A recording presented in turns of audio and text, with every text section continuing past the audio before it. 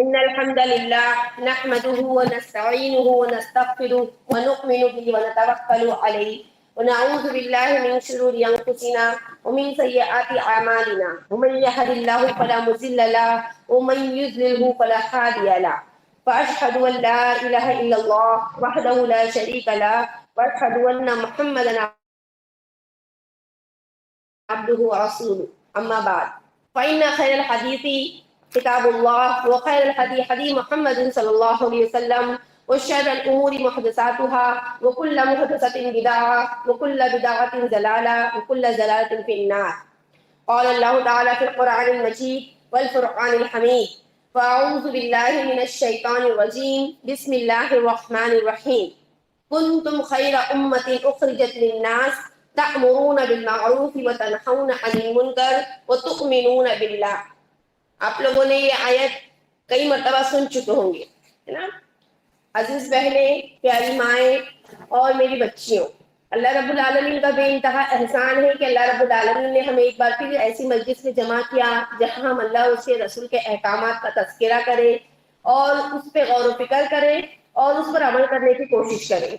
میری آپ لوگوں سے گزارش ہے کہ جتنی بھی باتیں آپ لوگ یہاں پر سنتے ہیں اس نیت سے بیٹھ کر سنیں کہ انشاءاللہ ہم اس پر عمل کریں گے.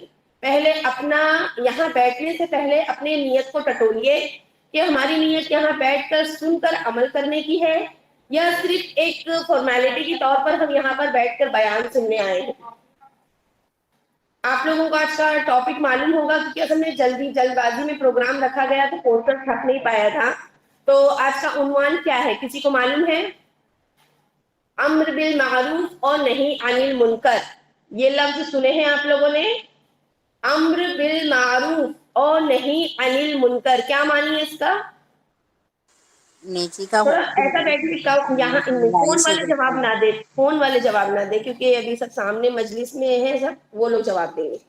آپ لوگ سب ایسا بیٹھے مجھے سب نظر آئے، مجھے سب نظر آنا چاہیے، تبھی مجھے مخاطب کرنے میں آسانی ہوتی ہے. سکون کے پیچھے مت جاؤ، ادھر اس طرف بیٹھو سب جن. امر بالمعروف اور نہی عن المنکر کسے کہتے ہیں؟ کتنے لوگ ہیں ماشاءاللہ؟ اتنے لوگوں میں کس کو اس کا معنی معلوم ہے؟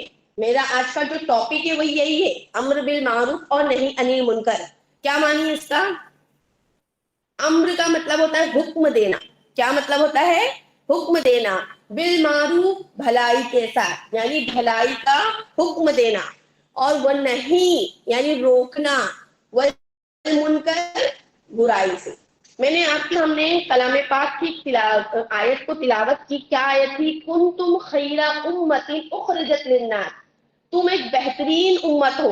کیسی امت ہو؟ بہترین امت ہو جو نکالی گئی ہے. کس لیے؟ تاکہ وہ بھلائی کا حکم دے اور برائی سے روکے. وَتُؤْمِنُونَ بِاللَّهِ، اور تم اللہ پر ایمان رکھتے ہو.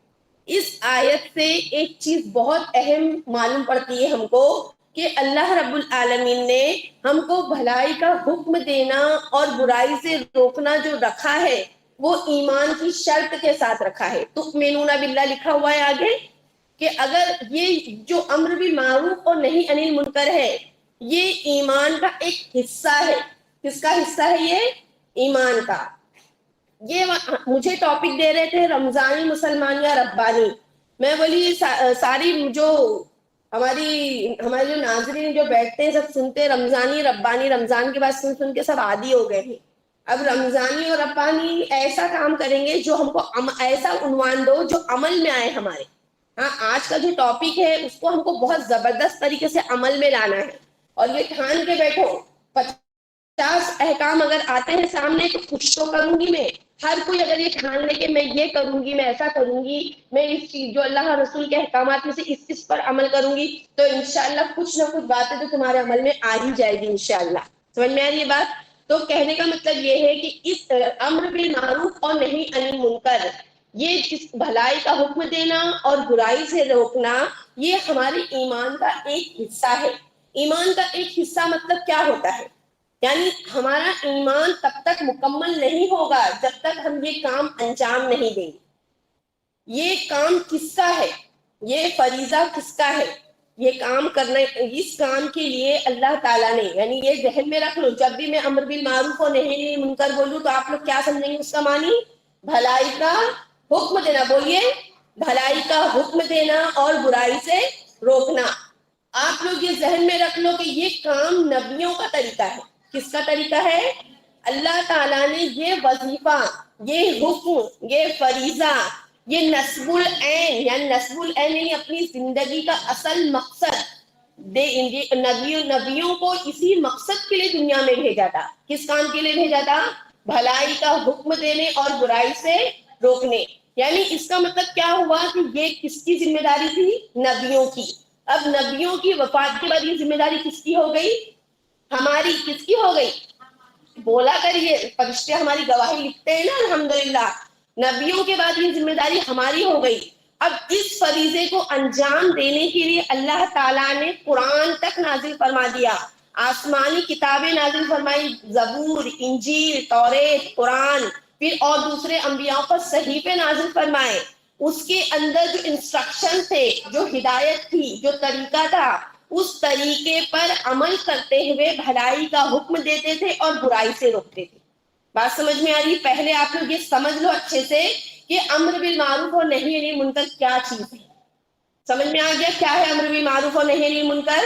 بھلائی کا حکم دینا اور برائی سے روکنا۔ یہ کس کا فریضہ ہے؟ نبیوں کا۔ نبی، انبیاء، رسول کس کام کے لیے دنیا میں بھیجے گئے؟ ان لوگوں نے اللہ کی کتاب کے ذریعے، وحی کے ذریعے اس حکم پر عمل کیا اور ہم تک پہنچایا۔ اب ہمارا کام ہے کہ ہم اس کو کس حد تک پہنچاتے ہیں۔ اللہ کے رسول صلی اللہ علیہ وسلم نے فرمایا، بلغوا انی ولو آیا، پہنچا دو میری جانب سے اگرچہ ایک آیت ہو۔ یعنی امر بالمعروف تو ہم کو بہت بڑا فریضہ ہے۔ نبی کیا حکم دے رہے ہیں کہ اگر تم کو ایک آیت کا حکم معلوم پڑ گیا ہے تم اس کو پہنچا دو۔ قرآن کہتا ہے کہ تم سود نہ کھاؤ۔ تم کو قرآن کی اس آیت کے بارے میں معلوم پڑ گیا، وَلَا تَأْكُلُوا الرِّبَا، کیا کہا؟ وَلَا تَأْكُلُوا الرِّبَا، تم سود نہ کھاؤ۔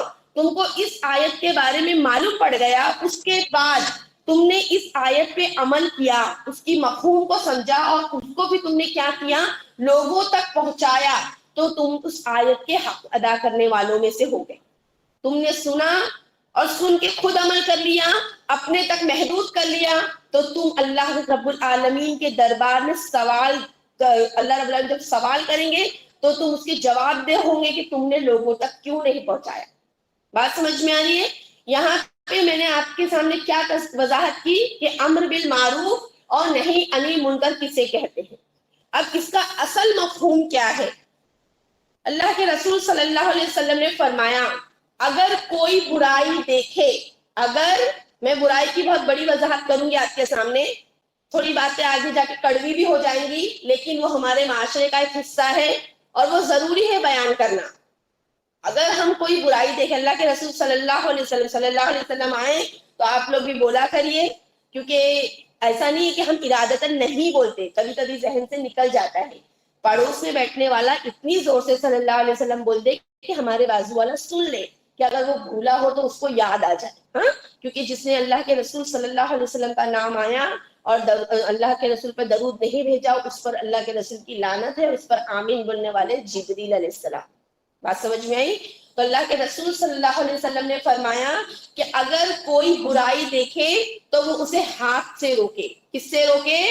ہاتھ سے روکے۔ اور اگر وہ ہاتھ سے روکنے کی طاقت نہ رکھتا ہو تو کیا کرے؟ زبان سے روکے۔ اور اگر وہ زبان سے روکنے کی طاقت بھی نہ رکھتا ہو تو وہ دل میں برا جانے، اور دل میں برا جاننا یہ ایمان کا سب سے چھوٹا درجہ ہے، ادنا درجہ ہے۔ اب یہ تین چیزیں، تین سٹیپ میں نے آپ کے سامنے رکھی۔ میں آپ کے سامنے کون سی وضاحت کر رہی ہوں کہ امر بالمعروف اور نہی عن المنکر کا صحیح مفہوم، اصل مفہوم کیا ہے۔ سب سے پہلے کوئی برائی دیکھے تو ہاتھ سے روکے۔ ہم کون سی برائی ہاتھ سے روک سکتے ہیں اور کون روک سکتا ہے؟ کوئی بتائے گا مجھے؟ کون سی برائی ہم ہاتھ سے روک سکتے ہیں اور کون روک سکتا ہے ہاتھ سے؟ کس کے اندر اتنی طاقت ہے کہ کوئی ایسی برائی ہو جو وہ ہاتھ سے روک لی جائے؟ بتاؤ، نہیں آ رہا ذہن میں؟ جیسے والدین ہیں، اپنے بچوں کے اوپر تنبیہ کے لیے ہاتھ اٹھا سکتے ہیں، استاد ہاتھ اٹھا سکتا ہے، بچوں نے گالی گلوچ کی، برائی بیان کی، چوری کر کے آ گئے، کلاس روم میں چوری کر کے آ گئے، کسی کے گھر سے سامان اٹھا کر لے کر آ گئے، اگر یہ برائی کو ہم ہاتھ سے روکنے کی طاقت رکھتے ہیں تو ہم اس کو ہاتھ سے روکیں گے انشاءاللہ۔ والدین روک سکتے ہیں، یا ہم کسی کے اندر لیڈر ہے، امیر ہے، ہم صدارت کا حق رکھتے ہیں اور ہم کو اتنا مطلب پاور ملا ہوا ہے کہ اس برائی کو ہم ہاتھ سے روک سکتے ہیں تو ہم اس کو ہاتھ سے روکیں۔ اگر ہم ہاتھ سے نہیں روک سکتے تو یہاں پہ جتنی عورتیں بیٹھی ہیں، جتنی بھی فون میں جوائن کی ہوئی ہیں، سارے لوگ یہ سمجھ سکتے ہیں کہ اگر ہم کوئی برائی دیکھیں تو اس کو ہاتھ سے روکنے کی طاقت نہیں ہے تو ہم اس کو زبان سے روکیں۔ کس سے روکیں؟ زبان سے۔ اب زبان سے کیسے روکنا ہے اس کی بھی وضاحت میں انشاءاللہ آگے آپ کو بتاؤں گی۔ اور ایسی کچھ برائی ہے جو ہم زبان سے بھی نہیں روک سکتے۔ کچھ برائیاں ایسی ہیں، جیسے ہم ایک ایسے ملک میں رہتے ہیں جس ملک میں بہت سی برائیاں ایسی ہیں جس کا ہم خود بھی حصہ بن جاتے ہیں، ہم روکتے بھی نہیں، اور ہم روکنے کا ہمارا مطلب روکنے کی چاہت بھی نہیں ہے، روکتے بھی نہیں ہے، اور ایسا سمجھتے ہیں کہ یہ ہماری ذمہ داری ہی نہیں ہے، ہم بری اس ذمہ، ہم کو اس سے لینا دینا نہیں ہے۔ ایسا نہیں ہے۔ جس برائی کو آپ زبان سے نہیں روک سکتے اس کو دل میں برا سمجھے۔ جیسے میں آپ کو مثال دیتی ہوں، ہم ہندوستان میں رہتے ہیں، جگہ جگہ پہ مندریں بنی ہوئی ہیں، مندروں میں کیا ہے؟ بت ہے نا، ان کے بھگوان ہیں، ان کے خدا جن کو وہ خدا مانتے ہیں۔ ہم بت پرست نہیں ہیں، ہم دیکھتے ہیں کہ وہ گھنٹی بجاتے ہیں، بتوں کی پوجا کرتے ہیں، سجدہ کرتے ہیں، ہم ان کو روک سکتے ہیں؟ ہاں نہیں، مت کرو بول سکتے ہیں ہم بلکہ ہمارے یہاں پہ تو ایسا ماحول بن گیا ہے کہ اگر وہ پوجا کرتے ہیں، کوئی مسلمان گزر جاتا ہے تو آپ شگون مانتے ہیں کہ ایک مسلمان ماساہاری مانوس ہمارے سامنے سے گزر گیا۔ تو ایسی مجلس، اگر ایسا اتفاق ہو گیا، ہمارے گھر کے بازو ہی مندر ہے، ہم ایسے لوگ بھی بہت رہتے ہیں جو ہندو اور مسلم مکس چال میں یا تو بلڈنگوں میں رہتے ہیں، تو وہ ہندوؤں کی گھنٹی اور ان کے پوجا کرنے کی آوازیں بھی آتی، ہم اس کو دل میں برا جانے۔ کس میں برا جانے؟ دل میں۔ کسی جگہ پہ ہماری پوزیشن ایسی ہوتی ہے، ہم مسلمانوں کی مجلس میں رہتے ہیں لیکن ہم ایک ایسے عہدے پہ ہوتے ہیں جس عہدے میں زبان کھلنے کی اجازت نہیں ہوتی۔ اکثر یہ معاملہ بہوؤں کا ہوتا ہے ہمارے گھر میں، کہ کسی کی بہو نے کسی معاملے میں روک دی رشتہ داروں میں، تو گھر والے اس کو بہت برا جانتے ہیں، حالانکہ ایسا نہیں ہونا چاہیے۔ تو ہم اس کو برا، ہم دل میں تو برا سمجھ سکتے ہیں کہ کیا ہے یہ چیز غلط ہے، تو ہمارا معاملہ کہ اگر کم سے کم اس چیز کو اس نے برا تو جانے، اس چیز کو اچھا نہیں جانے۔ ایک آدمی جب کسی چیز کو غلط سمجھے گا تبھی اسی سے رکے گا، تب اس چیز سے وہ کیا ہو جائے گا؟ رک جائے گا۔ چل وہ دوسرے کو نہیں روک پا رہا ہے تو خود تو رک جائے گا انشاءاللہ۔ ہاں، یہ کہا کہ یہ تیسرا درجہ ہے۔ کتنا درجہ ہے یہ؟ تیسرا، کہ پہلے تو وہ ہاتھ سے روکے، ہاتھ سے روکنے کی طاقت نہیں رکھتا تو زبان سے روکے، زبان سے روکنے کی طاقت نہیں رکھتا تو دل میں برا جانے، اور دل میں برا جاننا ہی سب سے ادنا درجہ ہے۔ اب ہم نے کیا کر لیے ہیں؟ ہم نے ایک طریقہ اپنا لیے ہیں، ہم ہر برائی کو صرف دل میں برا جانتے ہیں۔ ہم کو کیا کرنا ہے؟ نہیں وہ غلط ہے، ہم لوگوں نے ایمان اس چیز کو اخذ تو کر لیے، تیسرے درجے کو لے تو لیے، لیکن آپ میری بات کا جواب دو کہ جب ہم اللہ کے رسول صلی اللہ علیہ وسلم، جتنے صحابہ، جتنے انبیاء اس دنیا میں آئے، اگر وہ ہر برائی کو دیکھ کر صرف دل میں برا جانتے تو یہ دنیا بھلے لوگوں سے بھرتی؟ نیک کام ہوتے یہاں پر؟ ہم بھی ہر چیز کو دیکھ کے صرف دل میں برا جانیں گے؟ ہم کو کیا کرنا ہے؟ ہماری تھوڑی سنیں گے۔ ہم راستے سے گزرتے ہیں، ہمارے مسلم معاشرے کے لڑکے لوگ گالی گلوچ کرتے ہیں، گندی گندی گالیاں بکتے ایک دوسرے کو، ہم ایسے دیکھ کے نکل جاتے، کراہیت محسوس کرتے ہیں۔ کیا کرتے ہیں؟ ماتھوں پہ بل لے کر آ جائیں گے اور اس ایک دم نچلی نگاہ سے ان کو دیکھیں گے اور کیا سوچتے ہیں کہ یہ لوگ بہت گندے گھرانے کے لڑکے۔ ہمارے اندر اگر یہ طاقت ہے کہ ہمارے بچوں کی جیسے ہے، چھوٹی عمر کے بچے ہیں، لڑکے ہیں، نوجوان بچے، بیٹا ادھر آ، کتنی گندی گالی دیا تو نے، نہیں دینا چاہیے۔ گالی دینا منافقوں کی نشانی ہے۔ ایک گالی دینے والا منافقوں کی صف میں کھڑا ہو جاتا ہے، تیری زبان گندی ہو گئی، تیری نیکیوں سے نیکیوں کی کمی ہو گئی اور تیرے گناہ میں اضافہ ہو گیا، پھر اللہ کے رسول کی اطاعت کے مخالف بات ہو گئی، اللہ تعالیٰ ناراض ہو گیا، اور تم لوگ مسلم معاشرے کے ہونے کے باوجود تم لوگ ایسی گالی گلوچ کرو گے تو کیا ہوگا؟ آج کے وقت میں الا قلیل 100 میں سے 4 لوگ ایسے ہوں گے جو روک کے لوگوں کو دین کی دعوت و تبلیغ دیتے۔ ہمارے سامنے، ہمارے گھروں میں ہمارے یہاں مہمان آتے ہیں، ایسے مہمان بھی ہوتے ہیں جن کے لباس ایسے ہوتے ہیں کہ وہ ہم کو پسند نہیں ہوتے، وہ شریعت کے خلاف ہوتے ہیں. ہماری ہمت نہیں ہوتی کہ ہم ان کو روک پائیں, ان کو بول پائیں. ہم حکمت سے بولیں. اللہ قرآن سورہ لقمان میں لقمان حکیم نے جب اپنے بیٹے کو نصیحت کی تو انہوں نے کہا کہ تأمرون بالمعروف, ہے نا, کہ تو بھلائی کا حکم دے اور برائی سے روک. واصبر ما ینہون عن المنکر واصبر ما اصابک, اور جو بھی مصیبتیں آئیں اس پہ صبر کر. جب آپ بھلائی کا حکم دو گے اور برائی سے روکو گے تو دشمن بننے ہی والے ہیں. کورے کورے دامن لے کے دین میں نہیں رک سکتے. یہ دین میں قائم رہنا, ثابت قدم رہنا, اللہ کے رسول صلی اللہ علیہ وسلم نے اس کی مثال ایسے دی ہے جیسے کہ ایک آگ کا گولا ہے, وہ ہاتھ میں لے کے آدمی پکڑا رہتا ہے نا.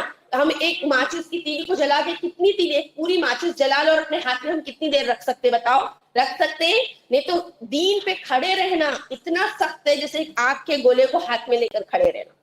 بات سمجھ میں آ رہی ہے؟ آپ یہ مت سوچو کہ میں بری بن جاؤں گی, کچھ نہیں برے بنیں گے. نبیوں نے کم روکا تھا, کم ٹوکا تھا, نہیں تو برے بنے نا.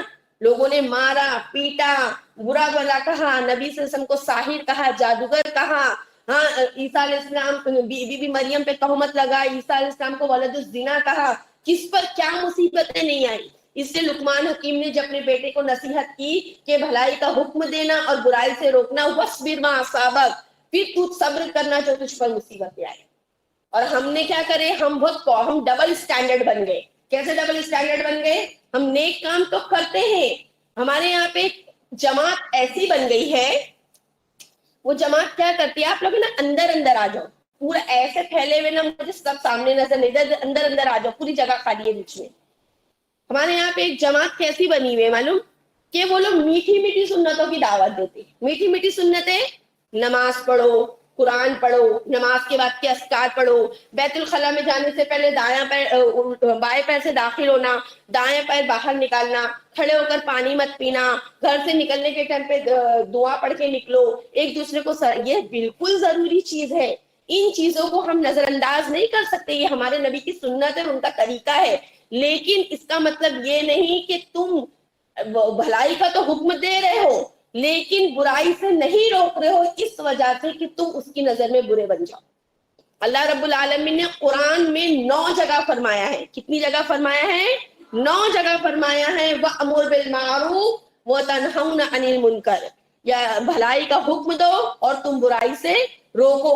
9 مرتبہ جب اللہ تعالیٰ نے برابری میں حکم دیا, جیسے قرآن میں ہر جگہ آتا ہے ان الذین آمنوا وعملوا الصالحات, کہیں پر بھی ایمان کی بات جب آتی ہے تو عمل کا ذکر آتا ہے, کیونکہ ایمان عمل کے بغیر ادھورا ہے اور عمل ایمان کے بغیر ادھورا ہے. تو جہاں پر بھی اللہ تعالیٰ نے بھلائی کا حکم دینے کا ہم کو ذکر کیا ہے قرآن میں 9 جگہ, کتنی جگہ بتائی میں نے؟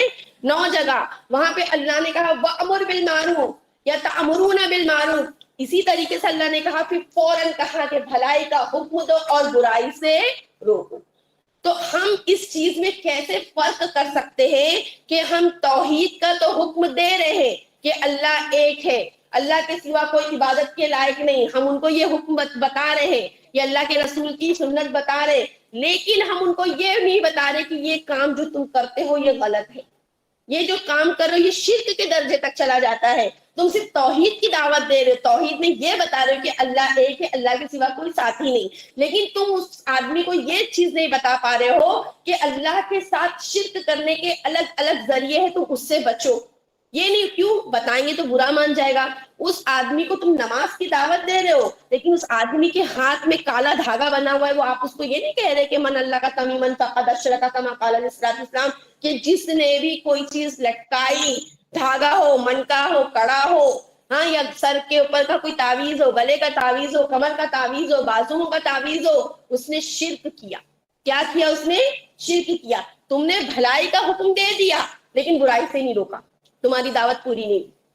بات سمجھ میں آ رہی؟ جیسے مثال کے طور پر ہمارے یہاں شادی کی دعوت ہے, ایک مثال, میرے یہاں شادی کی دعوت ہے, آپ کو آنا ہے, ہاں شام کی دعوت ہے. اب میں نے آپ کو یہ نہیں بتائی کہ میرے یہاں 10 بجے کھانے کا پروگرام ختم ہو جائے گا, آپ آ رہے ہو 10:30 بجے, پورا ہال صاف ہے, سب مہمان بھی چلے گئے, دلہن بھی چلے گی, سب خالی ہے, کیونکہ میں نے آپ کو آدھی دعوت دی, میں نے آپ کو پورا انسٹرکشن نہیں دی. جب کوئی بھی چیز ہم کرتے ہیں تو اس پر, اس آیت پر مکمل عمل ہونا چاہیے. میں نے آپ کو میٹھی میٹھی دعوت دے دی, لیکن بھلائی کا حکم تو دے دی, لیکن برائی سے نہیں روکی, تو یہ میری دعوت پوری نہیں کی. اور ہمارے, میں نے آپ کو پہلے ہی بولی نا کہ ہم لوگ سب ڈبل اسٹینڈرڈ ہے. ہم لوگ دین کی دعوت دیتے ہیں, درس تدریس کی دعوت دیتے ہیں, لیکن ہم ان کو برائی کے حکم سے نہیں روکتے, کیونکہ برائی سے جب روکیں گے نا تو بگاڑ پیدا ہوگا آپس میں. سمجھ میں آ رہی بات؟ ابھی اور وضاحت آئے گی انشاءاللہ. اللہ رب العالمین نے ہم کو جب یہ قرآن میں 9 جگہ حکم دیا کہ تم برائی کا حکم دو اور برائی سے روکو, تو جب ہم مریں گے, مرنے کے بعد اللہ رب العالمین کے سامنے حساب کتاب کے لیے کھڑے ہوں گے, ہے نا ایمان؟ ایمان ہے یا نہیں؟ بات کلیئر کرو بھائی, آواز آنا چاہیے مجھے. اس بات پر ایمان ہے نا کہ مرنے کے بعد دوبارہ کیا ہونا ہے؟ زندہ ہونا ہے. زندہ ہونے کے بعد میں اللہ تعالیٰ کے سامنے کیا کرنا ہے؟ جواب دہ ہونا ہے, حساب کتاب دینا ہے. ماشاء اللہ, کیا دینا ہے؟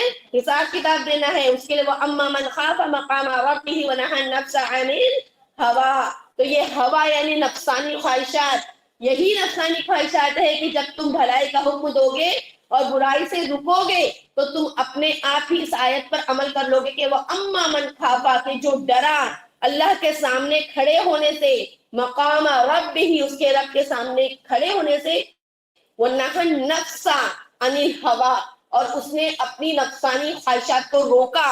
غلط خواہشات, نفسانی خواہشات جائز بھی ہوتی ہے, ناجائز بھی ہوتی ہے. ناجائز خواہشات سے وہ رک گیا تو اس سے کیا سمجھ میں آئے گا کہ آپ نے کیا کر لیے؟ اللہ رب العالمین کے حکم کی فرما برداری کر لی, اطاعت کر لی. سمجھ میں آئی بات؟ جب مرنے کے بعد ہم کھڑے ہوں گے اللہ کے سامنے, اللہ رب العالمین جب ہم سے سوال جواب کریں گے تو اللہ سے دعا کرو کہ ہم جواب میں مکمل طور پہ ثابت نکل جائے کہ اللہ ہم نے تیرے بندوں کو دین کی دعوت دی تھی, انہوں نے سنا اور نہیں سنا, یہ ذمہ داری اللہ کی ہے نا. قرآن کیا کہتا ہے؟ ان علینا للہدی, ہدایت دینا ہمارا کام, تمہارا کام خالی کیا ہے؟ دعوت دینا. ہم لوگ کیا بولتے ہیں کہ ہم ان کو بار بار بلاتے ہیں درس میں, ہم ان کو بار بار بلاتے ہیں دین کی مجلس میں, ہم ان کو قرآن اور نماز بار بار سکھانے کی تنبیہ کرتے, لیکن وہ لوگ نہیں سنتے. وہ نہیں سنتے, وہ ان کی ذمہ داری ہے. تمہاری ذمہ داری کیا ہے؟ صرف دعوت دینے کی. انک لا تہدی ولکن احببت, تم اس کو ہدایت نہیں دے سکتے جس کو تم چاہتے ہو. ہدایت کس کو اللہ تعالیٰ دے گا؟ جس کو اللہ چاہتا ہے. دعوت نبیوں نے سب کو دی تھی. لوط علیہ السلام اپنے بیٹے کو ہدایت دے پائے؟ لوط علیہ السلام کی بیوی اور لوط علیہ السلام کی بیوی اور نوح علیہ السلام کا بیٹا ایمان لائے تھے؟ نہیں لائے تھے. سیلاب آیا, وہ فارت تنور, قرآن کہتا ہے کہ تنور میں سے سب سے پہلے اس کو جب کہا بیٹے تو سن لے, اللہ رب العالمین کی اطاعت کر لے, کشتی میں سوار ہو جا, فرما برداروں میں شامل ہو جا, اس نے کہا جب تمہارا رب سیلاب بھیجے گا تو میں ایسی جگہ جا کے کھڑا ہو جاؤں گا جہاں پہ پانی پہنچتا بھی نہیں. اور اللہ تعالیٰ نے قرآن میں کہہ دیا ہم نے پانی کا فوارہ وہی سے شروع کیا, وہ فارغ تنور, اور تنور میں سے پھٹ پڑا, تنور میں سے پانی شروع, اونچائی سے پانی نکل کے سیلاب آیا, اور سارے کے سارے لوگ کیا ہو گئے؟ غرق ہو گئے, سوائے کشتی والوں کے. 6 مہینہ تک زمین پہ پانی رہا. کتنے مہینہ تک؟ اللہ تعالیٰ یہ تعداد, اللہ نے یہ نہیں دیکھا کہ اتنی بڑی قوم تھی, اتنی بڑی قوم میں صرف اتنے مسلمان ہوئے, چند لوگ مسلمان ہوئے جو کشتی میں سوار ہو پائے, باقی سارے کے سارے غرق ہو گئے. اللہ تعالیٰ ان کو ختم کر کے دوسری قوم آباد کر دے گا. اللہ تعالیٰ کو ہماری ضرورت نہیں ہے, ہم کو اللہ کی ضرورت ہے.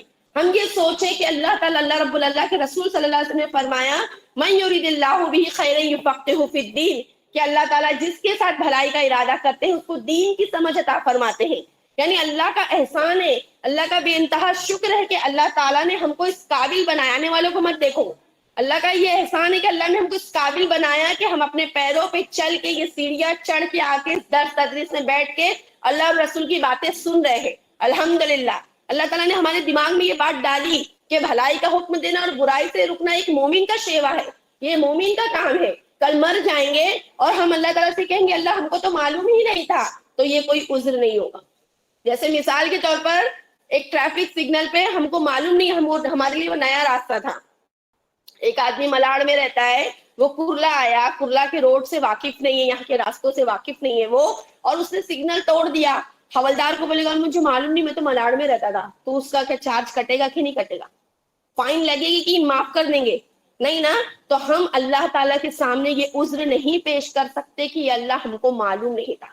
اللہ نے قرآن میں 9 جگہ فرمایا ہے. اصل میں ہماری کمی کیا ہے معلوم؟ ہم قرآن کو کھول کے سمجھتے نہیں ہیں, قرآن کو کھنگالتے نہیں ہیں. قرآن میں نبیوں کے قصے ہیں, واقعات ہے, امر بالمعروف کا حکم ہے, بھلائی کا حکم دینا, برائی سے روکنا, اور لوگوں کی تبلیغ کا کام کرنا, دین کی دعوت دینا, یہ کتنا اہم فریضہ ہے. یہ پوری دین کی بنیاد ہے. سورہ سبا ہمارے درس میں بھی سورہ سبا کی تفسیر چل رہی ہے. اس میں قوم ہے, قوم سبا. کیا باتیں مت کرو, سب سنو بیان بچے لوگ. سورہ سبا کی تفسیر میں آتا ہے, ایک شخص تھا, اس کا نام تھا سبا. کیا نام تھا اس کا؟ سبا. اس کے 10 بیٹے تھے, اور وہ بہت 10 بیٹے میں 4 لوگ مطلب 4 شام میں رہنے لگے, باقی سب دوسری جگہ شفٹ ہو گئے. اب وہ میں مختصر آپ کو بتاؤں گی, وہ قوم, وہ جو سبا جو آدمی تھا, جو جس جگہ پہ وہ رہتا تھا, وہ 1300 سال یہ قوم آباد رہی. کتنا 100 سال؟ 1300 سال. اور اتنا سرسبز و شاداب ملک تھا, اتنا زیادہ. حالانکہ وہ بارش زیادہ ہوتی نہیں تھی, پھر بھی وہاں کے لوگ اتنے ذہین تھے کہ ان لوگوں نے سب سے پہلا جو ڈیم بناتے نا پانی جمع کرنے کے لیے, ذخیرہ کرنے کے لیے, ان لوگوں نے وہ ڈیم بنایا, وہاں پانی کا ذخیرہ کیا, اور مطلب بہت بڑے بڑے دروازے لوہے کے لگائے, اور ہر طرف ہریالی ہریالی. ایسی جگہ آبادی تھی کہ چاروں ان کے مطلب ہے نا آبادی کے اطراف میں سینکڑوں میل تک ان کے باغات لگے ہوئے تھے, سب کچھ. اتنے زیادہ ان لوگ نعمتوں میں گھرے ہوئے تھے جس کی کوئی حد نہیں. جہاں تک حد نگاہ, جہاں نگاہ جاتی ہے ہریالی ہریالی, پھل پھول, اتنا. اور اتنی تجارت, آب پاشی الگ, تجارت الگ, اور مطلب رہن سہن کا معاملہ الگ, گھر الگ, بہت زیادہ. لیکن جب نعمتیں زیادہ ملنے لگتی ہے تو امت کیا ہو جاتی ہے؟ سرکش ہونے لگ جاتی ہے, نافرمان ہونے لگ جاتی ہے. ان لوگوں کا بھی معاملہ ایسے ہی ہوا, وہ لوگ سرکش ہونے لگ گئے. اللہ تعالیٰ نے ان لوگوں کے اندر انبیاء بھیجے. کیا بھیجے؟ انبیاء. 13 نبی آئے ان کے اندر. کتنے نبی آئے؟ 13. ہر نبی کو جھٹلایا اور اکڑے. ہمارے دماغ سے ہم نے یہ پاشی کی, ہمارے دماغ سے ہم نے تجارت کی, ہم کو اللہ نے تھوڑی دیا, نعوذ باللہ. ان کا یہ جملہ تھا. ان لوگوں نبیوں نے کون سا فریضہ انجام دیا؟ امر بالمعروف کا, ان کو بھلائی کا حکم دیا, برائی سے روکا. ان کو کہا کہ اللہ کی عبادت کرو, تم یہ اس کی زکات نکالو, فخر و گھمنڈ تکبر میں مبتلا مت رہو, نعمتوں کی ناقدری مت کرو, اللہ تعالیٰ یہ نعمتیں تم سے چھین لے گا. ان لوگوں نے کہا یہ نعمتیں تو ہم نے اپنے دماغ سے بنائی ہیں, اپنی محنت سے بنائی ہے, اپنے بازوؤں کے زور پہ بنائی ہے, اپنی عقل سے بنائی. اللہ کا اس میں کیا دخل ہے؟ نعوذ باللہ. اللہ رب العالمین نے کیا کیا؟ جو سب سے بڑا ڈیم تھا ان کا, اس میں بہت مختصر یہ قصہ بتا رہی ہوں, کافی بڑا ہے. سورہ سبا 21واں پارہ, آپ لوگ جا کے اس کی تفسیر پڑھنا اگر وقت ملا, کتابیں ہوں گی تفسیر کی تو. جو بہت بڑا دروازہ تھا جو لوہے کا تھا, وہ لوگ جب چاہتے تھے پانی کا رخ جب جس طرف کرنا ہوتا کر لیتے تھے. اللہ نے اس کے دروازوں میں زنگ لگانا شروع کر دیا, دھیرے دھیرے رکھنا لگ گیا. دروازے میں کہا گیا اس تفسیر میں رکھنا لگ گیا, رکھنا یعنی زنگ لگ گیا. اور زنگ لگتے لگتے لگتے وہ دروازہ پورا سڑ گیا اور پورا پانی بہ گیا. اور اسی پانی, جب ڈیم ٹوٹا اسی میں موسلا دھار بارش ہوئی, اور جتنی ہریالی تھی سب بہ گئی, سب پھل سڑ گئے, سب آبپاشی سڑ گئی, سارے جانور بہ گئے, کچھ نہیں بچا زمین پر. اور ایسا حال ہوا کہ زمین پہ صرف ببول کے کانٹے اور خاردار جھاڑیاں بچی, اور ان کو اپنا پیٹ بھرنے کے لیے وہ بیری کے درخت, کچھ بیری کے درخت بچے. سدرین قلیل کا لفظ آتا ہے قرآن میں کہ کچھ بیری کے درخت بچے جس سے وہ اس کو توڑ کے اپنا پیٹ بھرا کر دیتے. یعنی جب قوم امر بالمعروف اور نہی عن المنکر کرنا چھوڑ دیتی ہے, یا تو اس کی نبیوں کو تو نہیں عذاب آیا الحمدللہ, کیونکہ نبی نے تو اپنا حق ادا کر دیا. اسی لیے کہا جاتا ہے کہ اس چیز کو آپ بہت ہلکے میں مت لیجیے کہ یہ ہمارا کام نہیں, یہ اسکالرس کا کام ہے. یہ تو نبیوں کا کام تھا, اب نبیوں کی وراثت تو علماء ہے, اب یہ علماء کا کام ہے. ہمارا ہر کام, ہر پل, ہر وقت ہم کو امر بالمعروف کرنا ہے. کوئی بچہ کھڑے ہو کے پانی پی رہا, بیٹا بیٹھ کے پانی پیو, سیدھے ہاتھ سے پانی پیو, 3 سانس لے کر پانی پیو. بچہ بگڑے گا, کیا ٹوک رہے بار بار, نہیں, یہ حق ہے. عمر ابن خطاب کا ایک واقعہ آپ کو بتاتی ہوں, 2-4 واقعات ہیں ایسے جس سے مطلب ہم کو یہ نصیحت ملتی ہے کہ امر بالمعروف اور نہی عن المنکر ہم کو زندگی تک, مرنے تک کرنا ہے. میں نے آپ کو شروع کی آیت پڑھی جو بعد میں آئے, قرآن کی آیت سبھی کو معلوم ہے, کنتم خیر امۃ اخرجت للناس تأمرون بالمعروف وتنہون عن المنکر وتؤمنون باللہ. یہ والی آیت میں نے آپ کو بتائی کہ ہمارا ایمان جو ہے, ایمان کا ایک حصہ ہے بھلائی کا حکم دینا اور برائی سے روکنا. اس سے کیا ثابت ہوتا ہے؟ جب سے ہم شریعت کے مکلف ہوئے، جیسے ہماری عمر، اب ہم بالغ ہو گئے، ہمارا کام ہے دین کی دعوت میں بھلائی کو آگے رکھنا اور برائی سے رک جانا، ہمارے مرنے تک ہم کو یہ کام کرنا ہے. ایسا نہیں ہے کہ یہ عالمیت کے کورس میں شامل ہے اور ہم اس عالمیت کے کورس میں ہی صرف بھلائی کا حکم دیں گے، برائی سے رکیں گے. یا جو عالم ہے وہ دے گا، جو فاضل ہے وہ دے گا، جو اسکالر ہے، جو بیان کرتے ہیں، بڑے بڑے خطیب ہے، جو بڑے بڑے مسند پہ بیٹھے ہوئے جو مفتی ہے، وہی لوگ دیں گے. سب کو دینا ہے. آپ سب جتنے بیٹھے سب کے اوپر یہ حق ہے. اللہ نے یہ لازم کر دیا کہ تم کو بھلائی کا حکم دینا اور برائی سے رکنا. بات سمجھ میں آ رہی ہے؟ ایمان کا ایک حصہ ہے. عمر ابن خطاب، نام سنے ہیں عمر ابن خطاب کا؟ کون ہے؟ سب کی آواز آنا چاہیے، کوئی نیا، کوئی بہت مشکل سوال نہیں ہے. ایک ہی آواز آئی دوسرے خلیفہ. ہوتے کون ہے عمر ابن خطاب؟ خلیفہ. مسلمانوں کے دوسرے خلیفہ. اور کیا رشتہ تھا اللہ کے رسول صلی اللہ علیہ وسلم سے؟ دیکھو کتنوں کو معلوم ہوگا، کتنوں کو نہیں ہوگا، اس لیے میں دہرا رہی کہ کچھ باتیں جنرل نالج کی بھی ہم کو معلوم پڑ جائے نا، ہے نا. ماشاء اللہ ماشاء اللہ، بارک اللہ. اللہ کے رسول، جزاک اللہ. دیکھو ہمارے گھر کے بزرگ ایسے ہونا چاہیے جن کو دین کی نالج رہے. بیٹھ جاؤ بیٹا سیدھا. کیا کہا کہ اگر میرے بعد کوئی خلیفہ ہوتا تو وہ کون ہوتا؟ عمر. عمر ابن خطاب کے بارے. اور کیا صفت ہے ان کی؟ اور رشتہ تو بتایا نہیں تم لوگوں نے، کیا رشتہ تھا؟ اللہ کے رسول کے سسر تھے، ام حفصہ رضی اللہ تعالیٰ عنہا کے والد. اور کیا صفت تھی ان کی؟ ان کو دیکھ کے شیطان گلی چھوڑ کر بھاگ جاتا تھا. ہم کو دیکھ کے بھاگے گا، بولے ارے تو وار ہے ہمارا، یہ تو میرا شکار ہے، ہم کو دیکھ کے تو اور آ جائے گا، آ گئی اس کو بہکاؤ. جو غصے کا تیز ہے، جو شیطان کے دام میں جلدی آ جاتا ہے، وہ ہم تو ایسے ہی ہے نا، عورتیں تو ایسی رہتی ناقص العقل. عمر ابن خطاب کو دیکھ کے شیطان گلی چھوڑ کر بھاگ جاتا. ان کو فیروز مجوسی ابو لولو نام تھا اس یہودی کا، منافق تھا وہ. اس منافق نے ان کو فجر کی نماز کی امامت کرتے ہوئے برچھی مارا. جو برچھی زہر میں بجھی ہوئی تھی، زہر پورا لگا ہوا تھا کہ اگر وہ تلوار کے زخم سے آدمی بچ جائے تو اس زہر کے وار سے نہ بچے. نماز پڑھ رہے تھے، نماز پڑھتے پڑھتے برچھی جب مارے تو ان کی پورے جو پیٹ کے اوزار تھے ہاتھوں میں آ گئے. معلوم ہے یہ واقعہ ان کا، عمر بن خطاب کا. نماز نہیں توڑے اللہ کے بندے نے، فوراً پیچھے ہوئے عبد الرحمن بن عوف کو آگے کیا، شاید نماز پوری کی اور پھر اسی حالت میں ان کو ان کے گھر لے جایا گیا. اتنی زیادہ سنگین حالت تھی کہ ان کو یقین ہو گیا تھا کہ اب میری موت واقع ہو جائے گی. عائشہ رضی اللہ تعالیٰ عنہ سے اجازت لی. یہ الگ واقعہ چلا گیا کہ مجھے اللہ کے رسول صلی اللہ علیہ وسلم کے بائیں جانب مجھے میری تکفین کی جائے. ہاں یہ سب معاملہ کے الگ ہے، لیکن یہ بتانا چاہتے ایسی حالت میں ان کی عیادت کو لوگ آتے تھے، ان کو دیکھنے آتے. خون رستا رہتا تھا زخم میں سے. پہلے کے آج کی جیسی ٹیکنالوجی تو نہیں ہے کہ اوپن ہارٹ آپریشن ہوا، ہارٹ باہر نکالے، دھوئے دھائے واپس سے لگا دیے نا. آج کی جیسی ٹیکنالوجی تو نہیں ہے. اب وہ اسی حالت میں ان کا خون رستا تھا، زخم اور مطلب گہرے سے گہرا ہوتا جا رہا تھا اور موت کے قریب ہوتے جا رہے تھے. لوگ عیادت کو آتے تھے، ان کو دیکھتے تھے، ان کو دعائیں دیتے تھے اور نکل جاتے تھے. اسی حالت میں ایک شخص کو دیکھا، چھید ہو گیا تھا، پورا پیٹ میں سوراخ ہو گیا تھا. لوگوں نے دیکھا، وہ دیکھ رہے تھے ایک شخص میری عیادت کو کر کے جا رہا ہے، اس کو بلائے، ادھر آ ادھر آ. کیا ہوا؟ بولے پیجامہ ٹخنوں سے نیچے، ارفا ازاری، تیرے پیجامے کو اوپر کر، تیرا پیجامہ اوپر کر، ہم کو ہوش ہوگا. ہاں یعنی اس سے کیا ثابت ہوتا ہے؟ صحابہ اس ذمہ داری کو کتنا اہم جانتے تھے. ہم نے اس ذمہ داری کو پس پشت ڈال دیا ہے. صحابہ اس ذمہ داری کو کتنا اہم جانتے تھے کہ مرتے دم تک ہم کو یہ کام کرنا ہے.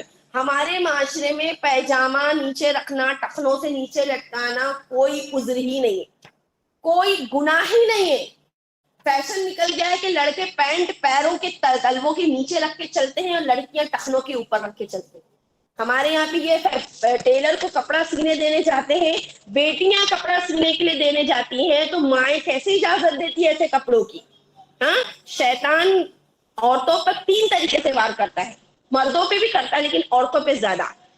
پہلا وار وہ شرک کے ذریعے کرتا ہے، ہاں کہ وہ لوگوں کے دماغ میں یہ عقیدہ ڈال دیتا ہے کہ آخرت میں شکوک و شبہات، کیا آخرت قائم ہوگی یا نہیں ہوگی، ایسے شکوک و شبہات ڈال دیتا ہے. میں تیسرا وار آپ کو ڈائریکٹ بتاتی کیونکہ میرے سارے پوائنٹس رہ جائیں گے. تیسرا وار وہ عورتوں پہ کرتا ہے لباس کے ذریعے. کیسے کرتا ہے؟ لباس کے ذریعے. وہ عورتوں میں لباس کی اریانیاں ڈال دیتا. اریانیاں یعنی ننگا پن. لباس ایسے پہناتا ہے جو عورتیں لباس پہنے ہوئے بھی ننگی ہوتی ہے. سمجھ میں آ رہی ہے بات؟ آج ہمارے اندر برقعوں کو آپ لوگ بہت اچھے سے دیکھ رہے ہو. جو عورتیں برقع پہنتی اس میں کتنی ورائٹیز ہو گئی ہے. آپ کو اچھا برقع پہننے, مہنگا برقع پہننے, مٹیریل اچھا رہے, تھوڑے بہت نقش و نگار میں اتنا منع نہیں کیا گیا ہے. دین ہمارا سخت نہیں ہے, لیکن ایسا نقاب جو تمہارے جسم سے چپکا ہوا ہے, تمہارے جسم کی پوری, ابھی تو اللہ کا شکر ہے وہ فیشن گیا. لائکرا کا جو فیشن چلا تھا کہ نقاب جسم میں جاتا تھا اور وہ جا کے بدن سے چپک جاتا تھا, کتنا بھی گھیر والا رہے لیکن وہ جا کے بدن سے کیا ہو جاتا تھا؟ چپک جاتا تھا. ہم لوگ سب سے پہلے, میری آپ لوگوں سے مؤدبانہ گزارش ہے, میں آپ لوگوں سے ریکویسٹ کرتی ہوں, التجا کرتی ہوں کہ سب سے پہلے اپنے گھر میں نظر ڈالیں. سب سے پہلے مائیں نقاب پہنتی ہیں, نوز پیس لگاتی ہیں, اور بچیاں نقاب نہیں, بغیر نقاب کے باہر نکلتی. نقاب پہن بھی رہی ہیں بچیاں تو بچیوں کے چہرے ڈھکے ہوئے نہیں ہیں. نقاب پہن بھی رہی ہیں بچیاں تو ایسے برقعے, ایسا برقع پہنی بھی ہوتی ہیں جو پورا فیگر کے ساتھ میں جڑا ہوتا ہے. تو اس چیز پر کیا مائیں نظر نہیں ڈالتی؟ پھر اس شخص کے بارے میں اللہ کے رسول صلی اللہ علیہ وسلم نے فرمایا کہ وہ بندہ, وہ مرد دیوس ہے جس کو اپنی عورتوں پر غیرت نہیں آتی. ایک عورت ہاف آستین پہن کے, بغل میں گلے میں دوپٹہ ڈال کے, سینے کا ابھار دکھاتے ہوئے, تبرج نہ تبرج الجاہلیہ, جیسا قرآن کہتا ہے سورہ احزاب میں کہ پہلے کی جاہل عورتیں تھی جو اپنے جسم کا سنگھار, اپنے جسم کا ابھار دکھا کے لوگوں کے سامنے اپنے جسم کی نمائش کرتی تھی. ہماری مسلمان لڑکیاں نہیں ہوتی ایسی روڈ پر؟ کتنی لڑکیاں ایسی ہیں جو جینس ٹی شرٹ پہنتی ہیں اور برقعے والیوں کو آکورڈ سمجھتی ہیں, کیونکہ ان کے گھر پیرنٹس نے ان کو تربیت ہی یہی دی ہے. اگر ایک بچی کو بچپن سے ایسا لباس پہنایا جائے کہ اس کو کبھی بغل, اس کی باہیں اس کی کھلی نہ رہے, اس نے کبھی چھوٹی سی انڈر ویئر نہیں پہنی ہو, ہمیشہ اس نے پیجامے لیگز پہنی ہو, ہمیشہ وہ پردے کی حالت میں رہی ہو, اس طریقے کا لباس پہنے کہ وہ چھوٹی ہی کیوں نہ ہو لیکن اس کا جسم جھلک نہیں رہا ہے, تو وہ بڑے ہونے کے بعد میں وہ بچی کی عادت ہو جائے گی کہ اسی طریقے کا لباس پہنے. جس گھر میں سب عورتیں برقع پہنتی ہے, پردے کی حالت میں رہتی ہے, ان کے گھر کے بچے بھی شوقین ہوتے ہیں کہ ہم کو بھی برقع دلاؤ, ہم لوگ بھی برقع پہنیں گے. جس کے گھر میں مائیں خود جینس ٹی شرٹ پہنتی ہیں, مائیں خود بے حیائی سے رہتی ہے, تو وہ بچے کیسے, وہ بچوں کو معلوم ہی نہیں ہوتا کہ پردہ کیا ہے. ہمارے جسم کی خوبصورتی لوگوں کے سامنے ظاہر نہیں کرنا ہے. یہی ہے بھلائی کا حکم دینا اور برائی سے رکنا. سمجھ میں آ رہی ہے بات؟ ہم جس مجلس میں جاتے ہیں اس مجلس میں اگر ہم برائی دیکھتے ہیں اور اگر ہم اس برائی سے لوگوں کو نہیں روکتے تو ہم خود اس برائی کا حصہ بن گے.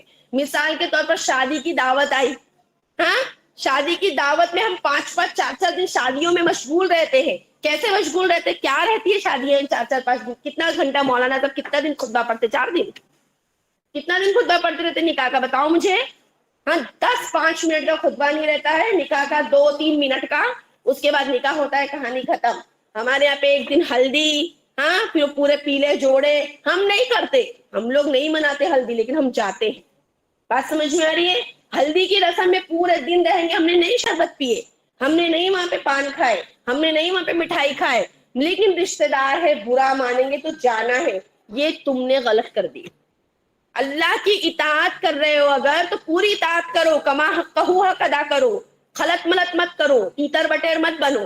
ہلدی ہمارے مذہب میں ہلدی کی رسم کر کے لوگوں کو جمع کرنا, دعوت خانہ, کہیں سے ثابت. کو سنیں, عائشہ رضی اللہ تعالیٰ عنہ کی ہلدی تھی, ام حفصہ کی مہندی تھی, ہاں, میمونہ رضی اللہ تعالیٰ کا جگہ تھا, حفصہ رضی اللہ تعالیٰ عنہ کی بدائی تھی, جمعگی تھی. کچھ سنے ایسا؟ ہاں, نہیں سنے تو پھر ہم کیوں کرتے, ہم کہاں کے عاشق رسول ہیں؟ ہم ہیں عاشق رسول. یہ صحیح بولتے کہ ہم لوگ عاشق رسول نہیں, ہم صرف رسول رسول کرتے پر رسول کی سنت کو صرف انحراف کرتے. آپ لوگ اس چیز کا بائیکاٹ کرو, جب آپ کی شخصیت ایسی بن جائے گی کہ آپ ہر سنت کی دعوت میں جاتے ہو, بدعت والی دعوت میں نہیں جاتے, تو لوگ آپ کو دعوت دینا بند کر دیں گے انشاءاللہ. ہم لوگوں نے بھی ایسا, ہمارے بھی خاندانوں میں ہوتی ہے, لیکن معلوم ہے یہ لوگ نہیں آئیں گے تو نہ ہم کو ہلدی کی دعوت آتی, نہ ہم کو مہندی کی دعوت آتی. حتیٰ کہ لڑکی کے نکاح کی دعوت کے لیے بھی تھوڑا سا سنکوچ کرتے, ہم کو ولیمے کی دعوت آتی. ولیمے کی دعوت قبول کرنا سنت ہے, عقیقے کی دعوت قبول کرنا سنت ہے. ہم ان سنتوں میں جائیں نا, ہاں پھر ہمارے یہاں جو رسمیں ہیں، باراتیوں کے ہاتھ میں اتنا پیسہ دینا، چاندی کے سکے دینا، مٹھائی کے ڈبے دینا، پہناونی کے کپڑے دینا، اتنا اتنا لڑکی کی بدائیگی میں دینا، یہ سب رسمیں شریعت میں نہیں ہے. نکاح کو آسان کرو، نکاح کو مشکل نہیں کرو. تو ہم اگر ہمارے گھر میں اس تربیت بچوں کے دماغ میں یہ بات ڈال دے کہ یہ چیزیں غلط ہے، تم کو یہ سب نہیں کرنا ہے بیٹا، لیکن جہاں پر یہ ساری چیزیں ہوتی ہے ہم اس کا ساتھ دیں گے تو ہم اس برائی کا حصہ بن گے. شراب نچوڑ رہا ہے ایک آدمی انگور سپلائی کر رہا ہے، ایک آدمی شراب نچوڑ رہا ہے، ایک آدمی اس کے برتن بنا رہا ہے، ایک آدمی شراب پکا رہا ہے، ایک آدمی بھر رہا ہے، ایک آدمی حمالی کر رہا ہے، گاڑی چلا رہا ہے، ٹرانسپورٹ کر رہا ہے. اللہ کے رسول کی حدیث کا مفہوم یہ جاتا ہے کہ سارے کے سارے شراب پینے والے کے جیسے، سارے کے سارے. اب وہ سب سپلائی ہونے کے بعد ایک آدمی شراب خرید کر پیے گا. ایک آدمی کی خود کی شراب کی دکان ہے اور ایک آدمی اس میں شراب کا سیل مین ہے، اس کی دکان نہیں، وہ ورکر ہے، کام کر رہا ہے، لیکن اس نے بوتل نکالی، شراب سامنے والے کو دیا، اس سے پیسہ لیا، اس کو چھوٹے پیسے واپس دیا. وہ ہر حرکت میں شراب پینے والے کے جیسا ہے. بات سمجھ میں آ رہی ہے؟ اس لیے میں نے آپ کو پہلے یہ جملہ بولی تھی کہ قرآن میں 9 جگہ پہ یہ کہا گیا امر بالمعروف اور نہی عن المنکر، بھلائی کے ساتھ برائی کا حکم آیا کہ تم بھلائی کرو تو برائی سے روکو. تو تم صرف بھلائی کا حکم دے رہے ہو، برائی سے نہیں روک رہے، تو ہمارا عمل پورا ہوا نہیں ہوا. اسی لیے جب بھی کوئی دعوت کی مجلس میں جاؤ، کچھ غلط کام دیکھو، حکمت کے ساتھ روکو. غلط ہے، رسول اللہ صلی اللہ علیہ وسلم کی سنت کے خلاف ہے، جو سنت کے خلاف ہے ہم وہ نہیں کریں. ہم کو بولیں گے ارے بڑی آئی سب جگہ تو جاتی، ہمارے یہاں ناٹک کرتی، بولنے دو. قرآن لقمان حکیم نے کیا کہا؟ وَاصْبِرْ مَا صَابَكَ، صبر کر، جب تو دعوت کا کام کرے گا نا تو تجھ پہ مصیبتیں آئیں گی. اور یہی مصیبت ہے، بہت لگتا ہے ایگو ہرٹ ہوتا ہے جب ہم کو بولتے نا آگے دادی اماں اب نصیحتیں چالو، خراب لگتا ہے. لیکن اچھا ہے الحمدللہ کہ ہے نا تمہارا دوست ایسا ہونا چاہیے کہ اس کو دیکھ کر تم کو اللہ کی یاد آ جائے. کم سے کم ہم کو دیکھ کر یہ تو بولتے بھی اللہ اور رسول کی باتیں چالو کر دیں گے، چلو بھاگو، ہے نا. کم سے کم ان کو یاد تو آتی نہیں. ہم ان کو دین کی دعوت ایسے دے کہ وہ ہم سے عاجز نہ آئے، ہم ان کو حکمت سے سمجھائے. بچیاں نقاب پہن کے نکلتی ہیں، بال کھلے ہوئے پیچھے پورے شیپ میں لٹکتے رہتے، ہم کو سمجھائیں نقاب کا اصل مقصد کیا ہے. قرآن کہتا ہے کہ جلابی بھی یعنی تم پردے ایسے لٹکاؤ جو تمہارے سینوں پر پشت پہ پڑے ہوں، سینوں اور پشت پہ جب تمہارے پردے پڑے ہوں گے تو تم ستائی نہیں جاؤ گی. ہاں ولا یعرفنا، تم پہچانی نہیں جاؤ گی، ولا یؤذین، نہ تم ستائی جاؤ گی. تم جب پہچانی نہیں جاؤ گی، تم ستائیں تو تم ستائی نہیں جاؤ گی. تم اپنے جسم کی خوبصورتی نقاب میں بھی دکھاتے ہوئے چل رہی ہو تو جو آدھا حسن دکھ رہا ہے، جو آدھا حسن چھپا ہوا ہے، تو تمہاری طرف غیر مرد اور مائل ہوں گے. بات سمجھ میں آ رہی ہے؟ ہم اپنے گھر میں پہلے بھلائی کا حکم دیں اور برائی سے روکیں. ہمارے یہاں پہ شادی بیاہ کے ٹائم پہ ساری سنتوں کو پسے پشت ڈال دیا جاتا ہے. ہاں منہ میٹھا ہونے کی رسم میں پورے 400-500 آدمیوں کا کھانا ہوتا ہے. منگنی کی رسم ایسے کی جاتی ہے جس میں 4 نکاح آرام سے ہو جائے. تمہارے پاس اللہ نے ستار دی، تم عالیشان ولیمہ کرو، سنت کے اعتبار سے اچھے سے اچھا کھانا کھلاؤ، کوئی منائی نہیں. اللہ کے رسول صلی اللہ علیہ وسلم زینب بنت جہش سے جب نکاح ہوا ان کا آسمان پہ نکاح، یعنی اللہ نے کہہ دیا ہم نے تمہارا نکاح آسمان پہ کر دیا، ہو گیا. بارات نہیں گئی تھی آسمان پر، فرشتے بارات میں ڈھول بجاتے ہوئے نہیں آئے تھے. بات سمجھ میں آ رہی ہے؟ اب جب نکاح کے بعد ولیمہ ہوا تو عالیشان ولیمہ کیا تھا؟ سالن اور روٹی، گوشت کا سالن اور روٹی، یہ عالیشان ولیمہ تھا. آج کے وقت میں جو آج ہمارے یہاں پہ چلتا ہے، ہم عالیشان کھانا کر سکتے ہیں. اللہ کے انس بن مالک رضی اللہ تعالیٰ عنہ فرماتے ہیں کہ کوئی ایسا نہیں تھا جس کو میں نے دعوت نہیں دی تھی اللہ کے رسول کے ولیمے کی. جب استطاعت تھی تو آپ کر سکتے ہیں. بات سمجھ میں آ رہی؟ خیر یہاں پوائنٹ کیا تھا بولنے کا کہ ہم کیا کرتے ہیں؟ صرف بھلائی کی تلقین کرتے ہیں، نماز روزہ وظیفہ ان چیزوں کی تلقین کرتے ہیں، لیکن ہم برائی سے نہیں روکتے. اگر ہم کو دیکھو، ایک برائی ہوتی ہے دنیا والی، معاشرے والی، ایک برائی ہوتی ہے دین والی. دین والی برائی کیا ہے؟ جیسے ایک بیان میں ہم کو فیت والا مسجد میں انصار زبیر کا تراویح کے بعد بیان ہوتا تھا، تھوڑا مختصر 5 سے 10 منٹ کا. اس میں انہوں نے کہا تھا ان المبذرین کانوا اخوان الشیاطین، سورہ بنی اسرائیل کی تفسیر میں، کہ مطلب فضول خرچ کرنے والے شیطان کے بھائی ہوتے ہیں. شاید دوسری آیت کی تفسیر تھی لیکن اس آیت کی بھی تفسیر یہی جاتی ہے کہ ان المبذرین کانوا اخوان الشیاطین، فضول خرچ کرنے والے شیطان کے بھائی ہیں. اب فضول خرچ میں، اسراف میں کیا چیز آ جاتی ہے؟ انہوں نے کہا ایک اسراف ہوتا ہے دین میں اور ایک اسراف ہوتا ہے دنیا میں. ہاں تو یہاں پہ بھی یہی ہے کہ آپ کو بھلائی کا حکم ایک دین کے معاملے میں بھی دینا ہے اور ایک دنیا کے معاملے میں بھی. جیسے ایک بندی ہے وہ نماز پڑھتی ہے, نماز کے بعد وظیفے کرتی ہے بیٹھ کر. کیا کرتی ہے؟ وظیفے, یا سلامو پڑھ کے آنکھوں پہ پھونک رہی ہے, سر پہ ہاتھ رکھ کے علیمو پڑھ رہی کہ ذہن تیز ہو جائے, یا نورو پڑھ کے آنکھوں پہ دم کر رہی کہ آنکھوں کی روشنی تیز ہو جائے, ہے نا, یا رؤوفو پڑھ کے اپنے شوہر کے سامنے جا رہی کہ شوہر مہربان ہو جائے. ہاں, وظیفہ کر کے ساس اور نندوں کو پانی پلا رہی ہے کہ لوگوں سے میرے تعلقات اچھے بنے رہے, یا ساس اور نندے بہو کو کر رہی ہے, یعنی جو وظیفے یا تو پھر رزق حلال کے لیے یا مزملوں کا ورد کر رہی ہے, سورہ اخلاص کا ورد کر رہی ہے, ہاں, یا تو پھر کچھ اثرات سے بچنے کے لیے گھر میں لوبان سلگا کے سورہ بقرہ کا پانی چھڑک رہی ہے. یہ سب چیزیں وہ لوگ دین کا حصہ سمجھتے. ہم کو معلوم ہے کہ کوئی حدیث سے ثابت نہیں, یہ نبی کا طریقہ نہیں ہے. بڑی سے بڑی مصیبت, بڑی سے بڑی آزمائش نبی نے کیا کیا؟ وَاسْتَعِينُوا بِالصَّبْرِ وَالصَّلَاةِ, مدد مانگو اللہ سے صبر اور نماز کے ذریعے سے. اثرات ہو گئے, جادو ہو گیا, سورہ فلق سورہ ناس, یا ڈر ہے تو پہلے سے پڑھ لیے, احتیاط کر لیے. روزی کے لیے اللہ تعالیٰ سے استغفار کرے, استغفار ہمارے رزق میں بڑھوتری کا ذریعہ ہے.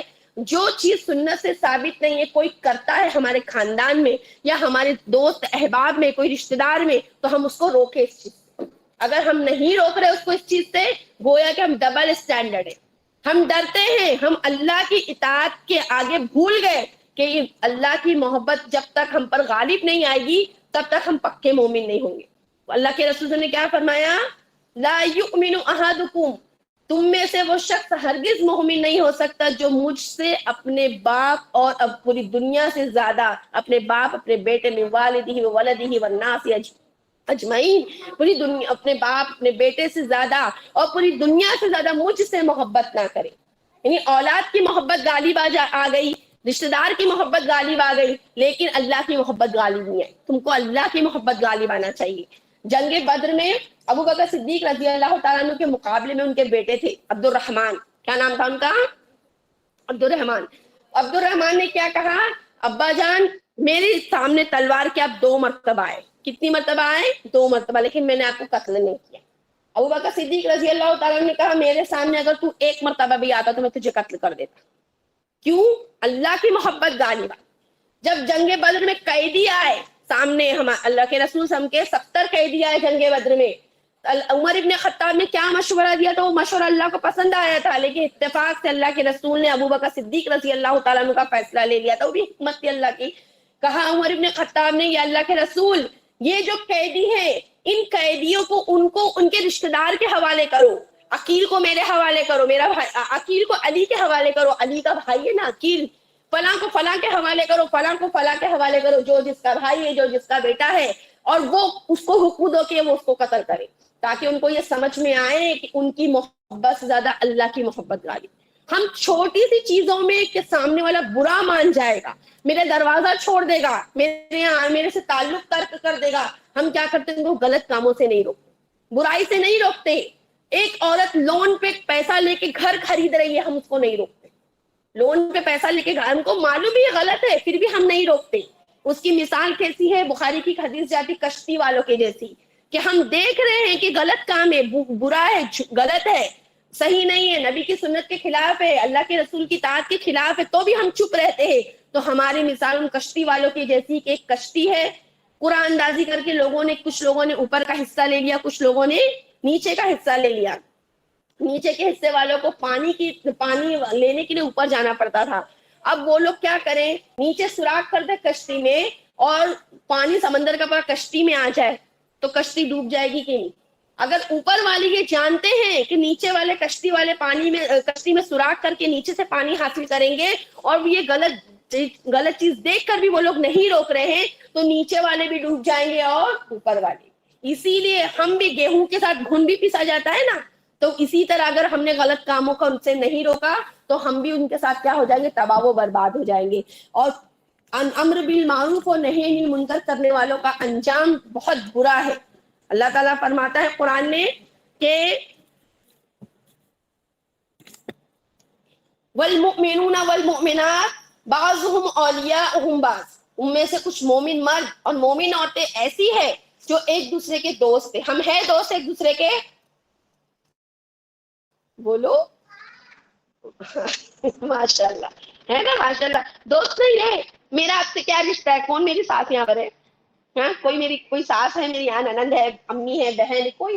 ہم لوگ دینی بہن ہے نا. اللہ المسلم المسلم اخو المسلم، کہ مسلم مسلم کا کیا ہوتا ہے؟ بھائی. ہمارا رشتہ دینی رشتہ ہے نا. ہم لوگ اسی لیے اللہ تعالیٰ نے قرآن میں کہا، اسی لیے میں نے آپ کے سامنے یہ آیت پڑھی کہ مومن مرد اور مومن عورتیں بعض بعض کے دوست ہوتے ہیں. اور دوست کون ہوتا ہے؟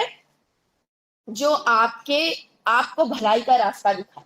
بات سمجھ میں آئی؟ اور وہ دوست کیا کرتا ہے؟ یأمرون بالمعروف وینہون عن المنکر، وہ بھلائی کا حکم دیتا ہے اور برائی سے روکتا ہے. اب دوست ایسا ہے، اب اصل بات آئی، ہم اپنی دوستی کو پرکھیں کہ میری دوستی اسکول کی وجہ سے ہے، بچپن سے ہم ساتھ میں پڑھے. اے دیویوں چپ بیٹھ کے سنو، کیا دیکھ رہے کہ ہماری دوستی اسکول کی وجہ سے ہے، بچپن سے ساتھ میں پڑھے اس لیے دوست ہے، کالج ساتھ میں پڑھے اس لیے دوست ہے، پڑوسی تھے ہمارے پرانے اس لیے دوست ہے، یہ ابا کے رشتے دار تھے ہمارے اس لیے دوست ہے. ہم دوستی اگر للہ نہیں ہے، اللہ کے لیے دوستی نہیں ہے، تو وہ دوستی اللہ کو پسند نہیں. ایک دوست بے حیائی کا ارتکاب کر رہا ہے، برتھ ڈے کر رہا ہے، تم کو فون کر کے بلا رہا ہے، میری برتھ ڈے ہے، میری بیٹی کی برتھ ڈے ہے، تم آ جاؤ. تم جا رہے ہو برتھ ڈے میں تو تم اس کے دوست نہیں، تم اس کے دشمن ہے. وہ غلط راستے پہ جا رہا ہے، تم بھی اس کا ساتھ دے رہے، جبکہ تمہارے گھر میں برتھ ڈے نہیں کرتے، برتھ ڈے نہیں کرتی پر کیک دیے تم نے کھا لیے، تو بھی تم گناہ کے ارتکاب میں ملوث ہو گئے، ساتھی بن گئے تم اس کے. تمہاری محبت اللہ کے لیے ہے، دوست کے لیے نہیں ہے. ہمارے یہاں پہ بچیاں اچھے اچھے گھروں کی بچیاں آتی ہیں، اڑوس پڑوس میں ٹیوشن ٹیچر، ابھی میری خدیجہ ٹیوشن پڑھتی ہے، میری بیٹی ہے، بھتیجی ہے، ٹیوشن پڑھتی ہے. اس کی ٹیچر فون کی، رمضان کی 21ویں یا 22ویں، نہیں معاف کرنا، 18ویں روزے کی بات ہے. بولے باجی نا خدیجہ کو آپ نا ذرا جلدی بھیجیے گا. بولے کیوں؟ بولے نا اس کی میری بیٹی کا برتھ ڈے ہے، اسمال گیٹ ٹوگیدر ہے. میں بولی ہاں ٹھیک ہے، لیکن نا خدیجہ تراوی جاتی ہے اور وہ لیٹ آتی ہے. تو بولے کہ آپ میرے یہاں نہیں، میرے گھر میں اجازت نہیں ہے. پھر نہیں فون کری اس نے دوبارہ. ہم کہہ دے وہ غلط چیز ہے. برتھ ڈے کرنا رمضان میں گیٹ ٹوگیدر کر رہی، فرصت ہے رمضان میں، سانس لینے کی فرصت تو رہتی نہیں، تراوی پڑھے تو. یہ میں اللہ کا شکر ہے، میں نے اللہ کو اسی وقت شکر کہ اللہ تیرا شکر ہے تو نے ہم کو رمضان میں مشغول رکھا، یہ فضولیات میں ہم کو نہیں ڈالا. بولے نہیں اس کی اجازت نہیں ہے. ہم ان کو منع کر دے کہ یہ اللہ اور رسول کی سنت کی کیا ہے خلاف. ہم لوگ برتھ ڈے میں نہیں بھیجتے اپنے بچے. ہمارے یہاں کیا بتا رہے، جانے دے، چھوٹے چھوٹے بچے لوگ جمع ہو رہے، کیک کاٹ رہے، کہاں دھوم دھڑکا کرے. شروعات ہے گناہ کی پہلی سیڑھی. پھر اس سے بھی چھوٹا گناہ کیا ہوتا ہے جو ہم کو برا نہیں لگتا، جو اسکولوں میں اور ٹیوشنز میں عام ہے، اس سے ہمارے بچے اسی چیز پر چلتے ہیں. کیا معلوم؟ جس دن برتھ ڈے ہے اس دن بچوں کو ہم چاکلیٹ خرید کر دیتے ہیں اور بچہ اپنی کلاس سے بانٹتا ہے. جس دن برتھ ڈے ہے اس دن ہم چاکلیٹ خرید کر دے دیتے ہیں اور بچہ ٹیوشن میں بانٹتا ہے، اپنے فرینڈ سرکل میں بانٹتا ہے. پھر کہیں نہ کہیں سے کچھ نہ کچھ چھوٹا موٹا گفٹ آ جاتا ہے، بچہ اس سے خوش ہو جاتا. ارے جان دو، چھوٹی چھوٹی سی خوشی کیا ہوتا ہے برتھ ڈے. یہ برتھ ڈے کرنا یہود و نصارہ کا طریقہ ہے. ہمارے نبی، یہ ہمارے مسلمان میں سے کچھ قوم ایسی ہے جو نبی یہود و نصارہ کا طریقہ. دیکھو یہود و نصارہ کیسے مسلمانوں کو کاٹ رہے ہیں فلسطین. ہم ان کی مشابہت کر رہے ہیں جو ہمارے بھائیوں کو کاٹ رہے ہیں، پھینک رہے ہیں، گولیوں سے اڑا رہے ہیں، جسم کے چھیٹڑے اڑا رہے. پھر ہم کیسے مسلمان ہیں؟ ہماری غیرت کہاں چلی گئی؟ یہ کیوں ہو رہا ہے؟ کیونکہ ہم نے امر بالمعروف اور نہی عن المنکر کرنا چھوڑ دیا. امر بالمعروف اور نہی عن المنکر کرنے میں سب سے بڑا مسئلہ کہاں آتا ہے نا؟ جب ایک پاورفل شخصیت ہو، اس پاورفل شخصیت کے سامنے اس کی مجلس میں کچھ غلط کام ہو رہا ہو اور اس غلط کام سے ہم کو روکنا ہو. وہ دیکھ رہے ہم غلط ہو رہا ہے، یہ تو چیز غلط ہے، لیکن یہاں پہ کوئی کچھ بول نہیں رہا. وہاں پہ جابر سلطان کے سامنے حق کہنا امر بالمعروف سب سے بڑا امر بالمعروف ہے. بات سمجھ میں آ رہی ہے؟ کتنے بجے کی اذان ہے؟ 4 بجے کی ہے نا. ابھی ٹائم ہے، تھوڑا سا رکیے ذرا. میں اٹھنے لگی وضو کے لیے تو نہیں اٹھ رہے ہیں، پھر افراتفری ہو جاتی ہے ذرا. پھر اس کے بعد میں جیسے میں آپ کو واقعہ بتاتی ہوں، مروان بن حکم کا واقعہ. کس کا واقعہ ہے یہ؟ مروان بن حکم. مروان بن حکم جو تھے وہ گورنر تھے، حاکم تھے. عید کی نماز میں کیا سسٹم ہوتا ہے؟ پہلے نماز ہوتی ہے، پہلے خطبہ ہوتا ہے. پہلے نماز ہوتی ہے تو انہوں نے کیا کیا، پہلے خطبہ دے دیا اور پھر نماز پڑھائی. بہت بڑا مجمع تھا ماشاءاللہ، مسلمانوں کا غلبہ ہو گیا تھا تو بہت بڑا مجمع تھا مسلمانوں کا ماشاءاللہ. تو عبداللہ ابن مسعود رضی اللہ تعالیٰ عنہ اتنے بڑے مجمع سے اکیلے تنے تنہا کھڑے ہوئے اور کہا مروان بن حکم کو کہ تم نے رسول اللہ صلی اللہ علیہ وسلم کی سنت کے خلاف کام کیا. اللہ کے رسول نے اپنی پوری زندگی میں عید کی نماز میں کبھی بھی پہلے خطبہ نہیں دیا اور بعد میں نماز نہیں پڑھائی. پہلے آپ نے نماز پڑھائی پھر خطبہ دیا. تو مروان بن حکم نے توجیہ پیش کی. ارے اصل میں مطلب اس کا ارادہ نہیں تھا ایسا. اس نے توجیہ پیش کی کہ میں نے اس لیے پہلے خطبہ دے دیا کہ نماز کے بعد لوگ خطبہ سننے رکتے نہیں, اپنے اپنے گھروں کو چلے جاتے ہیں. یہ توجیہ انہوں نے پیش کی. لیکن عبداللہ ابن مسعود نے اپنا کام کر دیا. ابو سعید خدری رضی اللہ تعالیٰ عنہ فرماتے ہیں عبداللہ ابن مسعود نے تو اپنا کام کر دیا, مروان نے سنت کے خلاف کام کیا. اتنے بڑے مجمع میں اس نے حاکم کو ٹوک دیا. یہ طاقت بہت بڑی طاقت ہے کہ اللہ کے رسول کی سنت کے خلاف کام ہوتے ہوئے دیکھیں وہ خاموش نہیں بیٹھے, انہوں نے فوراً حکم دے دیا کہ فوراً کہہ دیا کہ یہ سنت کے خلاف ہے. سمجھ میں آ رہی ہے بات؟ جو لوگ بھلائی کا برائی کرتے ہوئے دیکھتے ہیں اور ان کو نہیں روکتے, ان کا انجام یہود و نصارہ جیسا ہوتا ہے. میں آپ کو مثال دیتی ہوں. قرآن میں سورہ اعراف کا نام سنے؟ ہاں, اعراف میں اللہ تعالیٰ نے یہودیوں کا اصحاب السبت والوں کا قصہ بیان کیا ہے. ایک بحر قلزم جو سمندر ہے اس کے کنارے کچھ یہودی آباد تھے. وہ یہودی اللہ نے ان کو بہت نعمت, ہم نے قرآن میں پڑھے کہ یہودیوں کو اللہ نے بہت نعمتیں دی تھی نا, یا بنی اسرائیل اذکروا نعمتی التی انعمت علیکم وانی فضلتکم علی العالمین, یا بنی اسرائیل اذکروا نعمتی التی اوفی بعہدکم وایایا فارہبون, ہے نا. اللہ تعالیٰ نے جگہ جگہ یہودیوں کو اپنی نعمتیں یاد کرائی, اپنا وعدہ یاد کرایا, ان کی سرکشی یاد کرائی اور ان کو اپنی اطاعت پر مامور کر ہونے کا حکم دیا. لیکن اس کے باوجود یہود سرکش قوم, نپٹ قوم, اڑیل قوم, ہٹ دھرم قوم, جھوٹی مکار قوم, دھوکے باز قوم.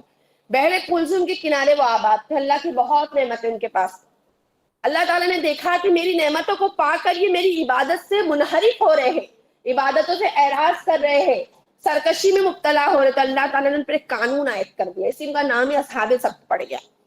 پورے ہفتے میں ایک دن آتا ہے سنیچر. سنیچر کے دن تم شکار نہیں کرو گے. ان کی روزی روٹی وہی مچھلی سے اور سمندر سے چلتی تھی. سمجھ میں آئی بات؟ تم پورا ہفتہ شکار کرو کوئی مسئلہ نہیں, لیکن سنیچر کے دن تم مچھلیوں کا شکار نہیں کرو گے. اب ان لوگوں نے کیا کیا, سنیچر کے دن شکار روک دیا. لیکن ایسا معاملہ ہوا, اللہ نے ان پر یہ آزمائش, کیونکہ وہ یہودی سرکش تھے اس لیے اللہ ان پہ آزمائش بھی سخت ڈالتا تھا. ان لوگوں پہ اللہ نے کیا آزمائش ڈالا, پورا ہفتہ سمندر میں مچھلیاں جمع نہیں ہو پاتی, کنارے مچھلیاں آتی ہی نہیں تھی. اور سنیچر کے دن بے انتہا مچھلیاں, بے انتہا مچھلیاں.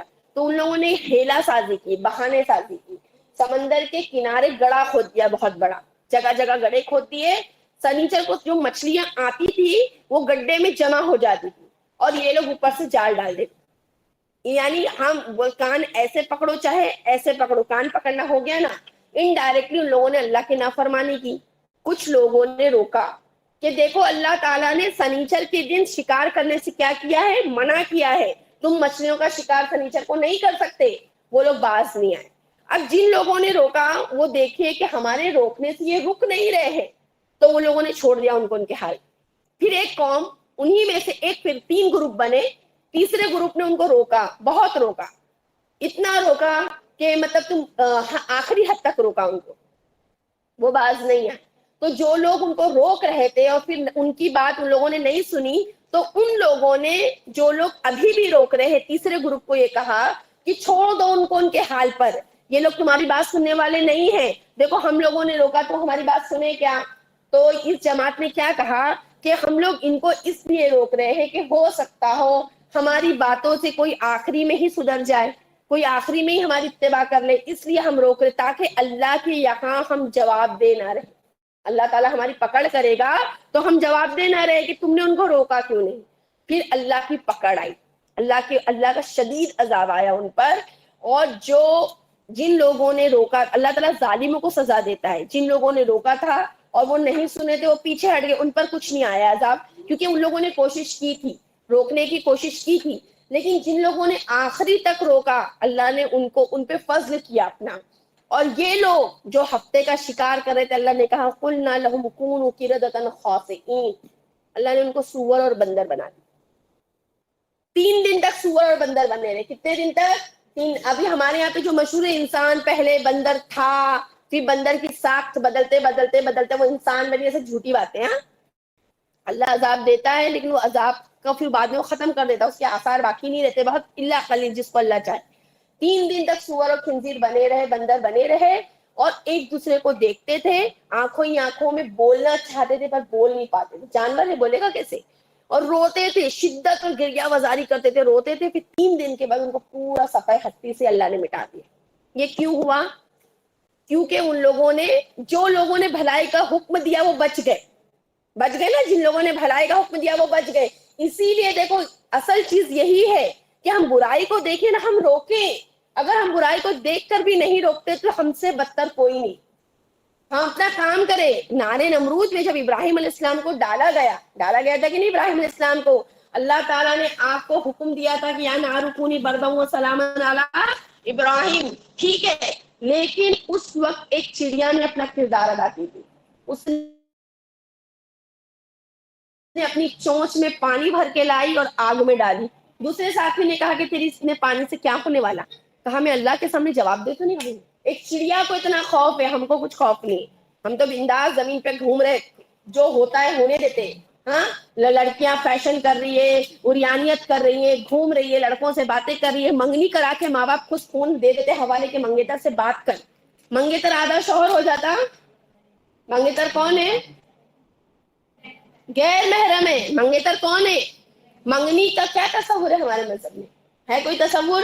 یہاں شادی بات طے ہوئی، رشتہ پکا ہوا، دونوں کا ساتھ میں گھومنا پھرنا باتیں کرنا خود والدین الاؤ کرتے ہیں، خود پیرنٹس اس چیز کی اجازت دیتے ہیں.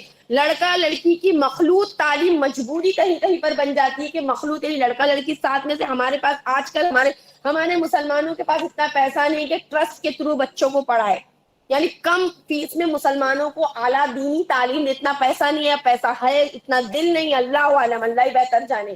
تو ہم مجبوراً اگر اپنے بچوں کو کانوینٹ میں ڈالتے بھی ہیں تو ہم نے ایسا کر دی کہ لڑکا لڑکی جب ساتھ میں پڑھتے تو دوست تو بنیں گے اور لڑکے ہی زیادہ دوست بنتے، اور ہم اس پہ روک ٹوک نہیں کرتے. پارٹیوں میں شادیوں میں بچیاں بال کھلے رکھ کے، جس سینے پر دوپٹہ نہیں ہے، اماں دادی بن کے نقاب پہن کے داؤنی باندھ کے گھر میں گھوم رہی ہے اور جوان بیٹی کے سینے پہ دوپٹہ نہیں ہے، وہ نہیں دکھ رہا اماں کو. کیوں؟ جتنا فیشنیبل رہے گی اتنا اچھا رشتہ آئے گا، یہ ذہن میں چلتا ہے. جتنی میری بچی فیشنیبل رہے گی اتنا زیادہ اس کو کیا لوگ کیا سمجھیں گے؟ ماڈرن سمجھیں گے. ہمارے یہاں پہ اریانیت کو ماڈرنائزیشن سمجھا گیا ہے. جتنی اریانیت رہے گی، جتنے فیشنیبل رہیں گے، جتنی استین چھوٹی رہے گی، جتنا چھوٹا دوپٹہ رہے گا، جتنے بال ہائی لائٹ رہیں گے، اتنا ہماری لڑکی کیا ہے؟ ایک دم براڈ مائنڈ ہے، نہ تو آکورڈ ہے. بہت روشن خیال گھر کے لوگ ہیں. ان لوگ کے گھر میں اتنے دقیانوسی خیال نہیں ہے. پردہ کرنا دقیانوسی خیال نہیں ہوتا ہے. بات سمجھ میں آ رہی ہے؟ اس لیے اب ہم نے آج کے درس میں کیا سیکھا؟ آپ لوگوں نے کیا کرنا ہے ہم کو؟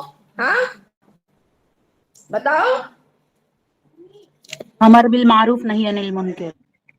امر بالمعروف اور نہی عن، اس کا ترجمہ بولو ذرا، کیا ہے امر بالمعروف اور نہی عن المنکر؟ اچھی بھلائی باتوں کا حکم دینا کرنا، اور برائی سے برائی روکنا. سے روکنا. اچھا ایک پوائنٹ اور میں آپ کو بتاؤں کہ بھلائی کا حکم دینا اور برائی سے روکنا، اس میں نا مقصد کیا ہونا چاہیے؟ ہمارا کیا مقصد ہونا چاہیے؟ مقصد یہ، ہاں جی بولیے خلا. ہاں ماشاء اللہ، یہ بہت اہم پوائنٹ ہے. دیکھو میں نماز پڑھ رہی ہوں، ایک بچی نماز نہیں پڑھتی، ایک عورت نماز نہیں پڑھ رہی ہے، میں اس کو نماز کا حکم دے رہی ہوں، لیکن میرا مقصد کیا ہونا چاہیے کہ وہ میری دینی ساتھی ہے، میری نبی کی امتی ہے. میں اس کو نماز کا حکم اس لیے دے رہی ہوں کہ وہ نماز پڑھے اور گناہ میں مبتلا نہ ہو جائے. میں اس لیے اس کو حکم نہ دوں اپنا تقوی دکھانے، میں بہت نیک ہوں، میں بہت بڑی خطیبہ ہوں، میں بہت بڑی مفسرہ ہوں، میں بہت بڑی عالمہ ہوں، میں بہت جانکار ہوں، میں اتنی نیک ہوں کہ میری کوئی نماز نہیں چھوٹتی، میری تہجد نہیں چھوٹتی، میرا درس نہیں چھوٹتا. میں میری بڑائی ظاہر کرنے، اپنا تقوی ظاہر کرنے کے لیے سامنے میں ایک مثال دے رہی ہوں. میں اتنی کوالٹی میرے اندر نہیں ہے. میں ایک مثال دے رہی ہوں کہ میں اس کو اس لیے بول رہی ہوں کہ چلو نماز پڑھ، نماز چھوڑ چھوڑ کے بیٹھی رہتی ہے تو اس کو ایگو آ جائے گا، وہ آپ کی بات نہیں سنے. ہمارا مقصد صرف یہ ہونا چاہیے لجاجت.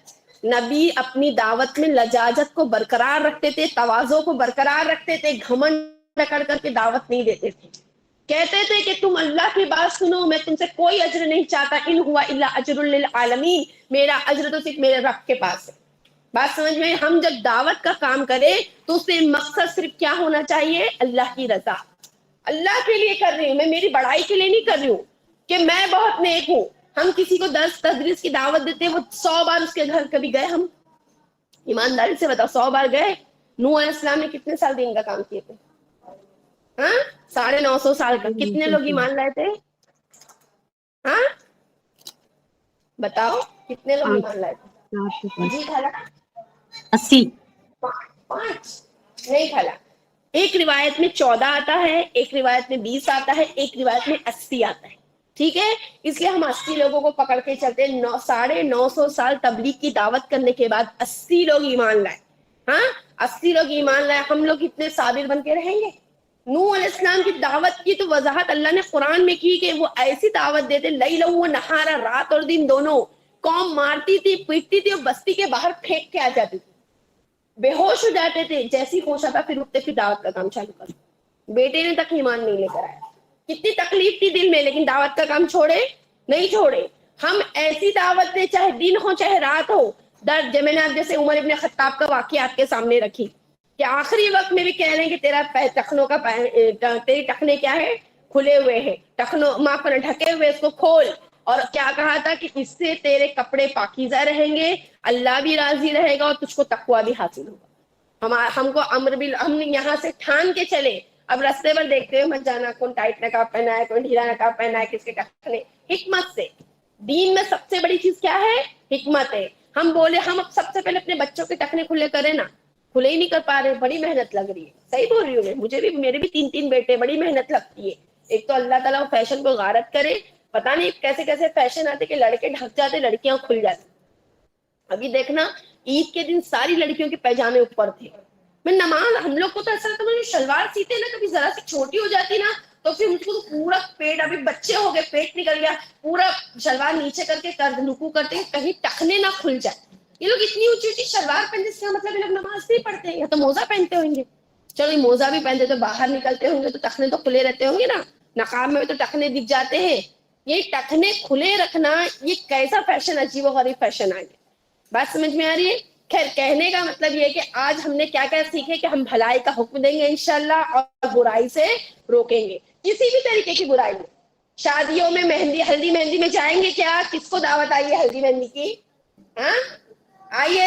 گود بھرائی کی رسم، اور میرے یہاں پہ درس میں عورتیں آتی ہیں نا، بولتی ہیں باجی آج یہ ہے آج وہ ہے، یہاں جانا ہے وہاں جانا ہے. ہم لوگ نہیں جا رہے. بہت برا مان رہے میرے بھائی، بہت برا مان رہے میری بھابھی، یہ تو بگڑ گئی ہے، گمراہ ہو گئی ہے، رشتے داروں سے تعلق توڑ کے رکھی، کیا کریں گے؟ میں بولی کرو، تعلق توڑنا پڑے گا اللہ کے لیے. تم ایسے وقت میں جاؤ، بعد میں جاؤ ملنے، لیکن تم کو گود بھرائی کی رسم میں بلا رہے مت جاؤ. اللہ کے رسول کی کون سی بیوی کی گود بھرائی کی رسم ہوئی تھی کیا؟ تم لوگ گئے تھے؟ ہاں یہ سنے ہم نے کہیں پر جاتے ہوئے. ہاں اللہ تعالیٰ نے، اللہ رب العالمین نے قرآن میں ایک آیت ہے قرآن کی، لعن الذین کفروا من بنی اسرائیل. اللہ تعالیٰ نے لعنت کی بنی اسرائیل پر. کس پر لعنت کی؟ بنی اسرائیل پر. کس کے ذریعے؟ علی لسان داؤد و عیسیٰ ابن مریم، داؤد علیہ السلام کی زبان سے اور عیسیٰ ابن مریم کی زبان سے. ذالک بما عصوا وکانوا یعتدون، کیونکہ بنی اسرائیل حد سے تجاوز کر گئے تھے. اور یہ لوگ کیوں ان لوگ حد سے تجاوز کر گئے تھے؟ کانوا لا یتناہون عن المنکر فعلوہ لیس ما کانوا یفعلون، کہ ان کے درمیان میں جب کوئی گناہ کا کام کرتا تو یہ اس کو نہیں روکتے. قرآن کہتا ہے لیس ما کانوا یفعلون، یہ کتنا برا کام کرتے تھے. قرآن کیا کہہ رہا ہے؟ لیس ما کانوا یفعلون، یہ کتنا برا کام کرتے تھے. یعنی تم نے اگر برائی دیکھے اور برائی سے نہیں روکے تو اس آیت کے مصداق تم ہو گئے لیس ما کانوا یفعلون، کہ تم کتنا برا کام کرتے. ہم دیکھے کہ برتھ ڈے ہو رہا ہے، سیلیبریشن ہو رہا ہے، منع کرے، روکے، زبان سے ٹوکے، اس مجلس سے ہٹ جائے. خالی ہٹے نہیں، روک ٹوک کے ہٹے. بات سمجھ میں آ رہی ہے؟ خالی ہٹ جائیں گے تو سامنے والا سمجھ نہیں پائے گا کہ تم کیوں ناراض ہو کے ہٹ گئے. تم پہلے زبان سے روکو ٹوکو.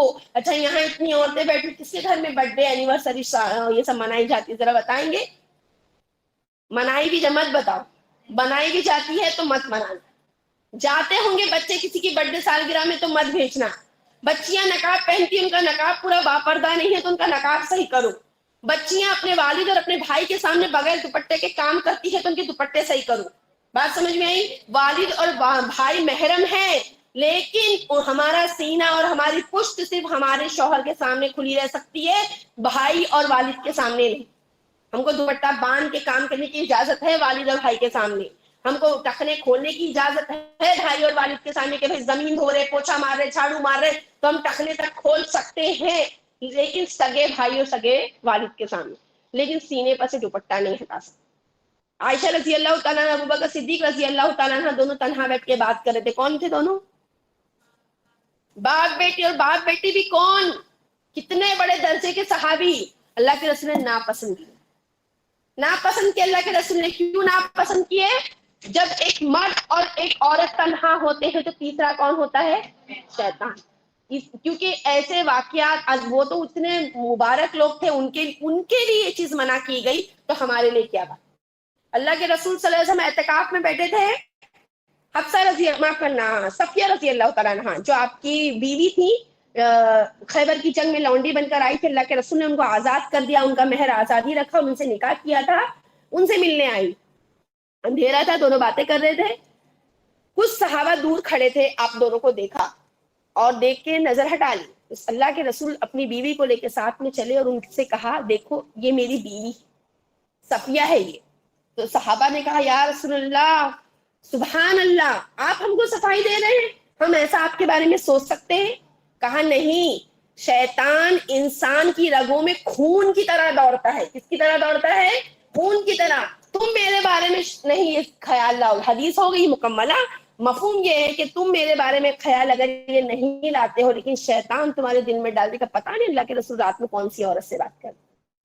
ہمارے اسی لیے لوگ اکثر یہ اسٹیٹس بھی رکھتے ہیں، لوگ اکثر یہ بات بولتے بھی ہیں کہ ہم کو صفائی دینے کی کیا ضرورت ہے. ہم صحیح ہے، دینا پڑتا ہے صفائی. بغیر صفائی کے لوگ تھوڑی. جب نبی نے صفائی دی اپنی کی میری بیوی ہے، نبی پہ شک کرتے تھے وہ لوگ، آپ کے کردار پہ شک کر سکتے تھے، پھر بھی آپ نے صفائی دی. اسی لیے یہاں پہ ہم کو صفائی دینی پڑتی ہے. تم بھلائی کا حکم دے رہے ہو، تم کو صفائی دینی پڑے گی کہ نہیں اللہ رسول کی سنت کے کیا ہے خلاف. یہ طریقہ نبی کا طریقہ نہیں ہے. نماز پڑھنے کے بعد میں وظیفہ کرنا نبی کا طریقہ نہیں ہے. تم قرض لے رہے ہو، قرض تم بیاج پہ، اکثر عورتیں آپس میں لین دین کرتی ہیں تو اپنا زیور سنار کے پاس لے جا کے مردوں کو خبر بھی نہیں ہو پاتی، اور وہ اپنا زیور گروی رکھتی ہے سنار سے 10% پہ 15% پہ، اور آدمی کے پیسے سے بیاج بھرتی ہے اور اتنی بڑائی مارتی ہے اپنے شوہر کو بیاج پہ سے لا کے پیسہ دیتی کہ بھائی وقت پہ میرا زیور کام تو آیا. ذرا یہ فین چالو کرنا تھا، وقت پہ میرا یہ زیور کام تو آیا.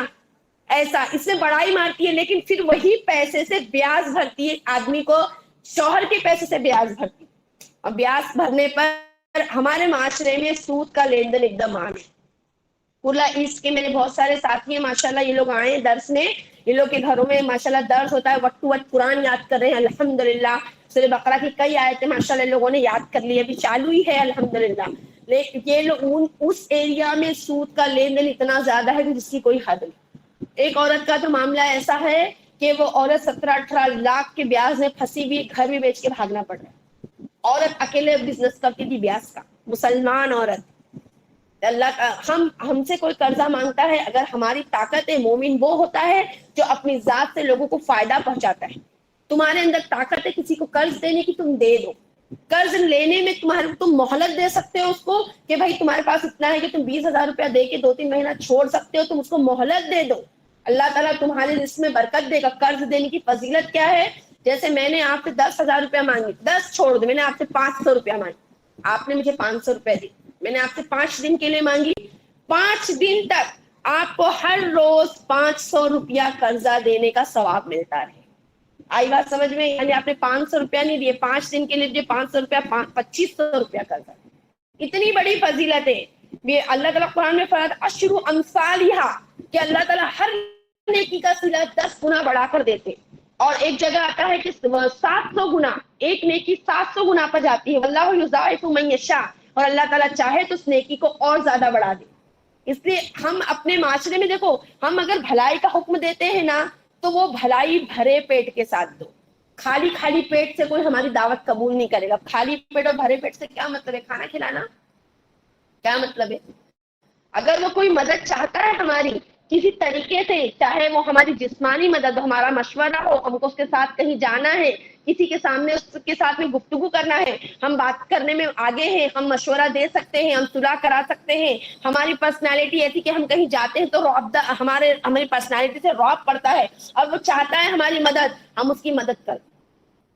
سمجھ میں؟ وہ وقت چاہتا ہے کہ کچھ وقت یہ ہم کو دے دے، ہم اس کو وقت دے دیں. خالی اللہ اور رسول کی دعوت دیتے رہیں گے، اچھے برے موقع پر اس نے ہم سے کچھ پیسہ مانگ لیا، ہم پیچھے ہٹ گئے، ہم نے اس کو قرض تک نہیں دیا، تو وہ ہماری دعوت کو قبول نہیں کرے.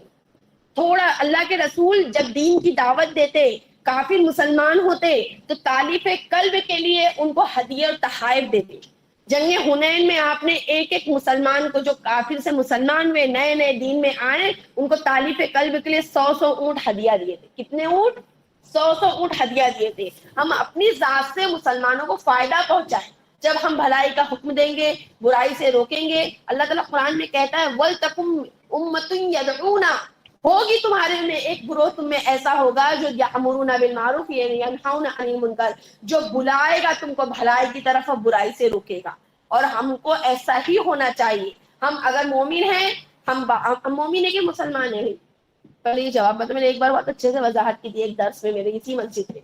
مومن اور مسلم میں کیا فرق ہے؟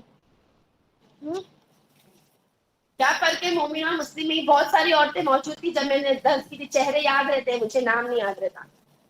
ہاں، مومن اور مسلم میں کیا فرق ہے؟ پھر آگے بتاتی ہوں، میری بات بس وقت ہونے والا ہے.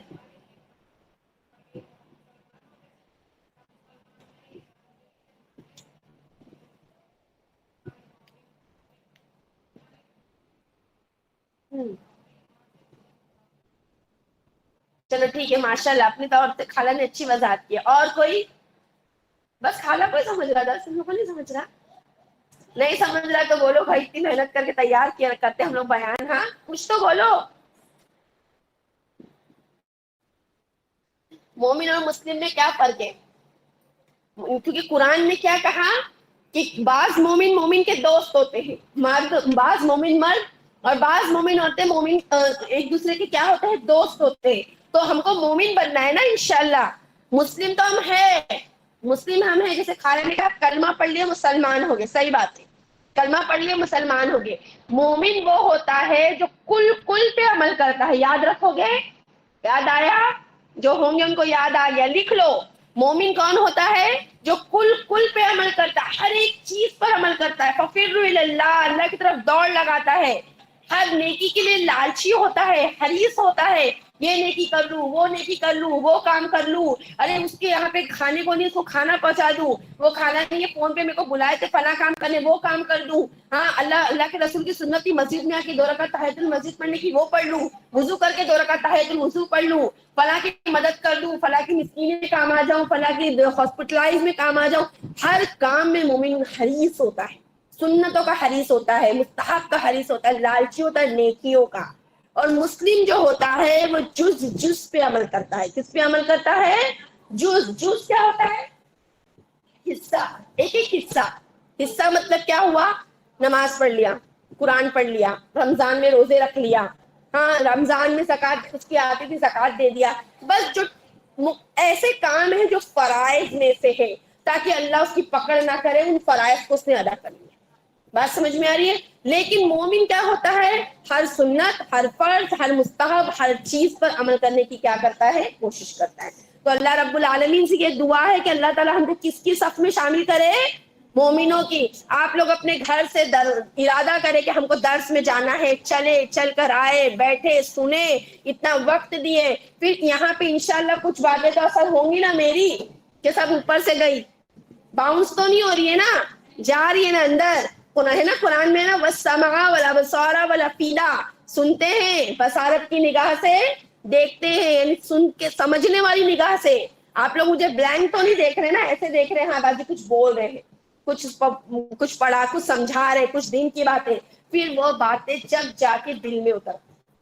اللہ کے رسول صلی اللہ علیہ وسلم کی ایک حدیث آپ کو معلوم ہوگی، اور کما قال کہ عنقریب قیامت میں کچھ لوگ ایسے آئیں گے جو قرآن پڑھیں گے اور بہت اعلیٰ طریقے سے، بہت اچھی قرأت سے، بہت اچھی آواز میں، لیکن قرآن ان کی حلق سے نیچے نہیں اترے. سمجھ میں آئی بات؟ بہت سے مسلمان ایسے ہیں جو حافظ قرآن ہیں اور اس کے بعد میں بہت اچھے قاری ہیں, بہت اچھی قرات کرتے ہیں, طرز سے پڑھتے ہیں, آواز سے قرآن کو زینت دیتے ہیں, لیکن وہ قرآن ان کے دل میں نہیں اترتا. قرآن میں بار بار قرآن کی آیتیں لکھی, ولا تاکلوا الربا اضعافا مضاعفا, تم سود نہ کھاؤ بڑا چڑھا کر. وہ سود کا کاروبار کرتے ہیں. 5 وقت کی نماز ایسٹ میں, قرلا ایسٹ میں یہ سب چیزیں بہت زیادہ ہوتی ہیں. ایک میری کیا نام ہے سہیلی ہے, اس کا بیچاری بہت پریشان تھی, تو ہم لوگ تھوڑے مدد کے حساب سے اس کے گھر پہ گئے تھے الحمدللہ.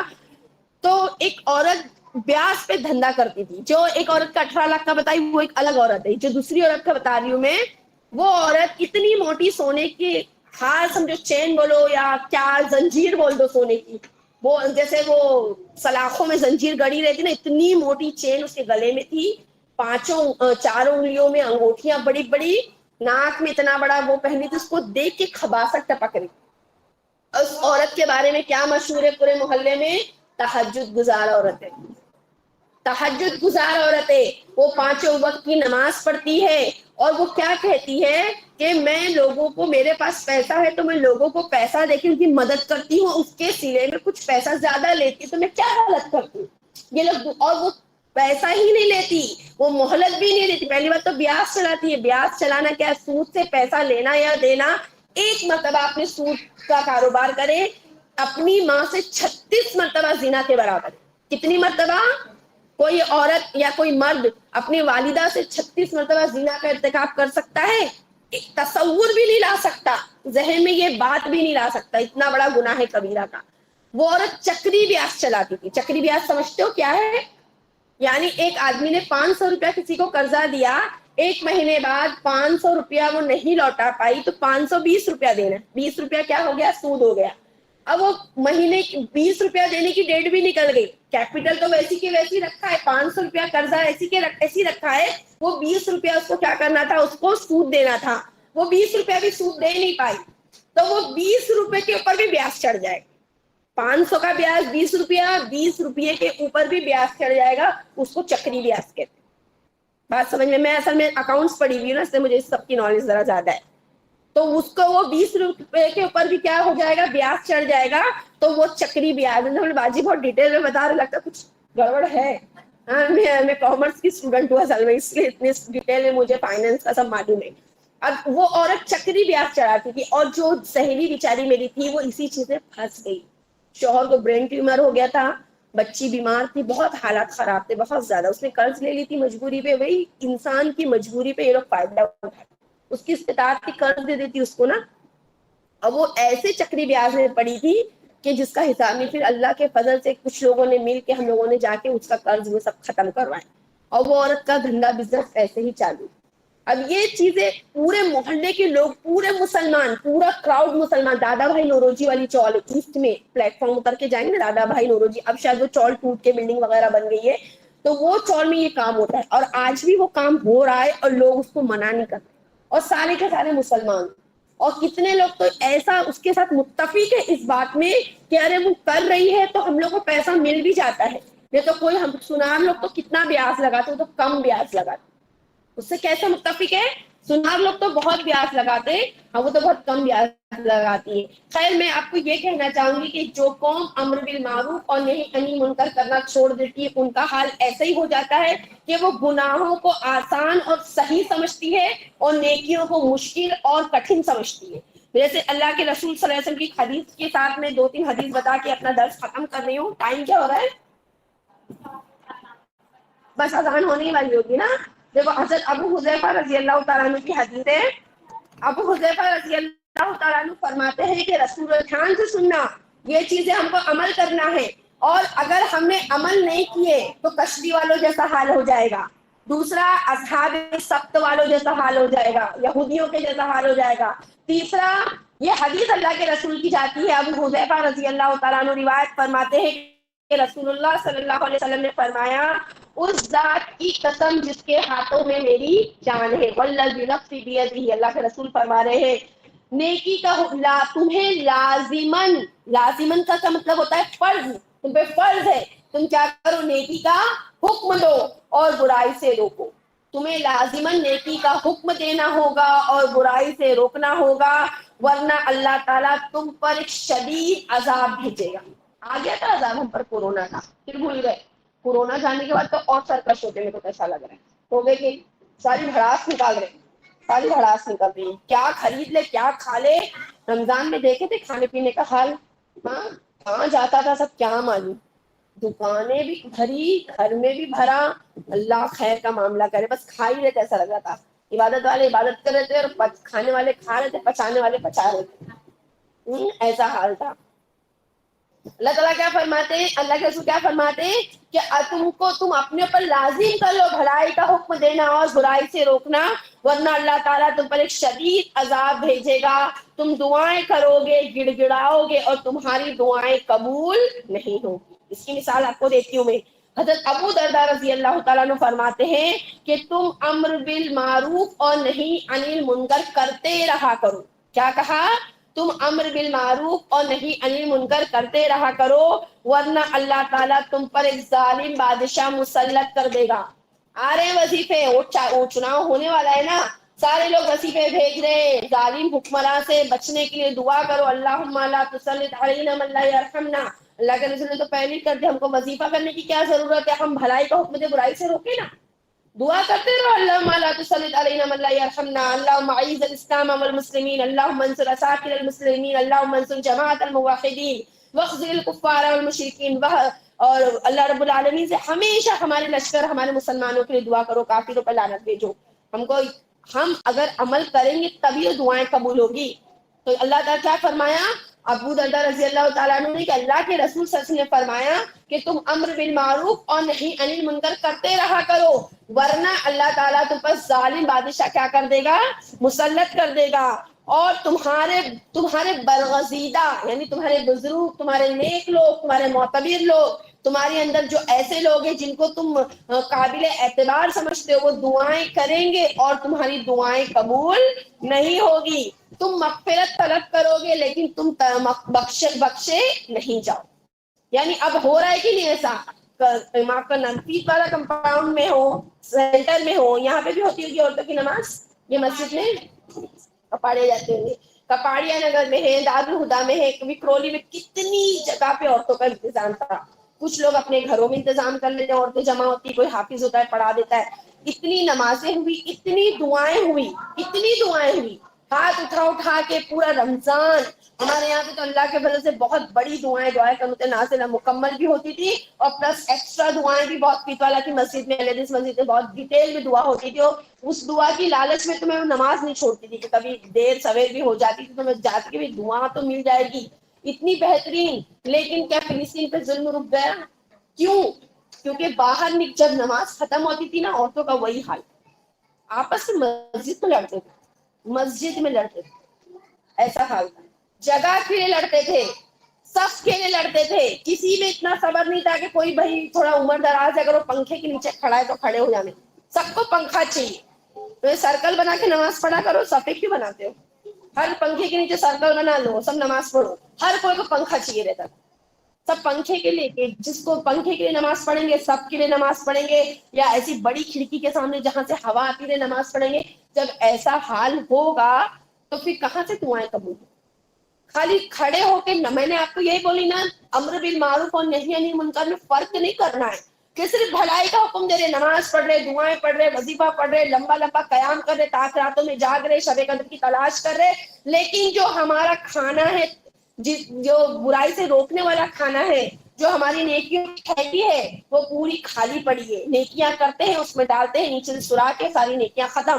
یہاں نیکیاں کرے، چار لوگ بیٹھ کے، عورتیں اکثر درس ختم ہوتا، نماز ختم ہوتی تھی، انصار زبیر کا بیان چالو ہوتا تھا، 10-15 منٹ بیان ہوتا تھا، کنٹینیو 4-4-5-5 عورتیں بیٹھ کے اس کی برائی، اس کی برائی، اس کی برائی، مسجد میں بیٹھ کے کتنا روکیں گے؟ بولتے میں تو چلا چلا کے بولتی ہوں، میرے سے میں بولتی ہوں الحمدللہ، میرے اندر تھوڑی یہ ہے، اللہ تعالیٰ اس کو مطلب اعتدال میں رکھے کہ میں برداشت نہیں کر پاتی غلط چیز کو۔ عورتیں بات کرنا ہے، گھر جاؤ، اپنے گھر جا کے بات کرو، یا ہوٹلوں میں بیٹھ کے چائے پیو، وہاں بیٹھ کے بات کرو۔ لیکن یہ یہاں مسجد میں اتنا ان کا بیان اتنا بہترین ہوتا تھا، ایک لفظ مس ہوتا تھا ایسا تھا کیا مطلب مجھ سے مس ہو گیا۔ بچیاں کھیلتی تھی کودتی تھی، جوان جوان بچیاں مسجد میں بھاگتی دوڑتی تھی، اور وہ لوگ باتیں کرتے تھے، کھیلتے تھے، بیان ہوتا رہتا. کیا باتیں کرتے تھے؟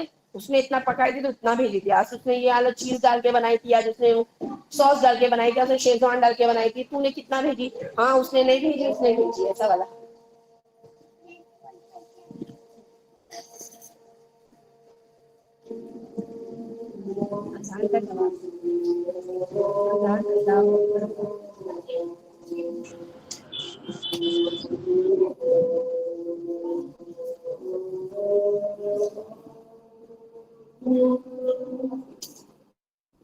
آسان کی وجہ سے رکی ہوں، بس ختم ہو جائے گا.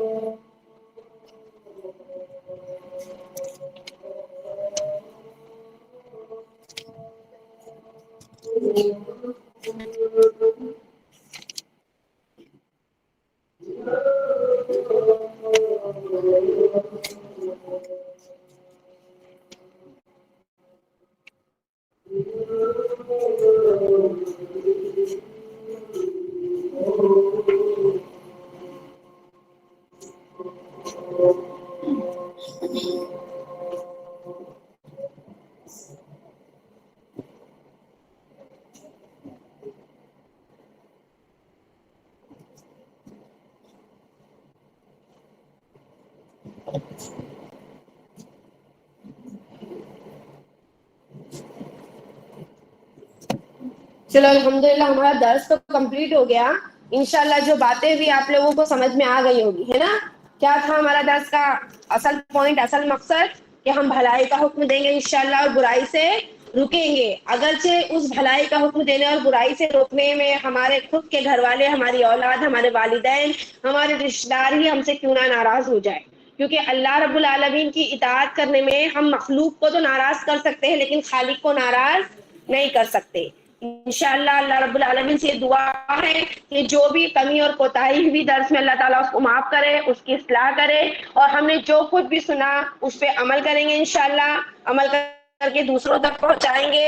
और अल्लाह ताला से ये दुआ करो कि हम जो भी काम करते हैं अल्लाह ताला उस पे हमको क्या रखे, साबित कदम रखे। अल्लाहुम्मा या मुक़ल्लिबल क़ुलूब सब्बित क़ल्बी अला दीनिक, आमीन या रब्बल आलमीन। अल्लाहुम्मा ला सहला इल्ला मा जअलतहु सहला व अंता तजअलुल हज़ना इज़ा शि'ता सहला। हमको सब्र करना है अम्र बिल मारूफ के काम पे। जब भी जो मुसीबतें आएगी, वस्बिर मा असाबक वाली आयत जहन में रखो कि लुकमान हकीम ने अपने बेटे को जब वसीयत की थी तो ये जुमला उन्होंने साथ में कह दिया था कि जब तू भलाई का हुक्म करेगा और बुराई से रोकेगा तो तुझ पर मुसीबतें आएंगी। तो उन मुसीबतों पर तुझको क्या करना है, सब्र करना है। इंशाअल्लाह हम पर भी कोई भी परेशानी आएगी, साबित कदमी से उस पर क्या रहेंगे, डटे रहेंगे। हम अपने आप को पहले मजबूत करें, अपने घर वालों को मजबूत करें, फिर अपने दोस्तों को, अपने रिश्तेदारों को मजबूत करें, तब हम अपने कुंबे कबीले और अपने मोहल्ले में और अपने इतराफ के माहौल में दीन की सही दावत दे पाएंगे। अल्लाह रब्बुल आलमीन हमको कहने और सुनने से जरा अमल करने की तौफीक अता फरमाए। आमीन या रब्बल आलमीन। व आखिर दअवाना अल्हम्दुलिल्लाहि रब्बिल आलमीन। सुब्हानल्लाहि व बिहम्दिही, सुब्हानकल्लाहुम्मा व बिहम्दिका, अशहदु अन ला इलाहा इल्ला अंता, अस्तगफिरुका व अतूबु इलैक। सुब्हान रब्बिका रब्बिल इज्जति अम्मा यसिफून व सलामुन अलल मुरसलीन वल्हम्दुलिल्लाहि रब्बिल आलमीन। जज़ाकुमुल्लाहु खैरा फ़हसनुल जज़ा। आप लोग अपना कीमती वक्त देकर आए।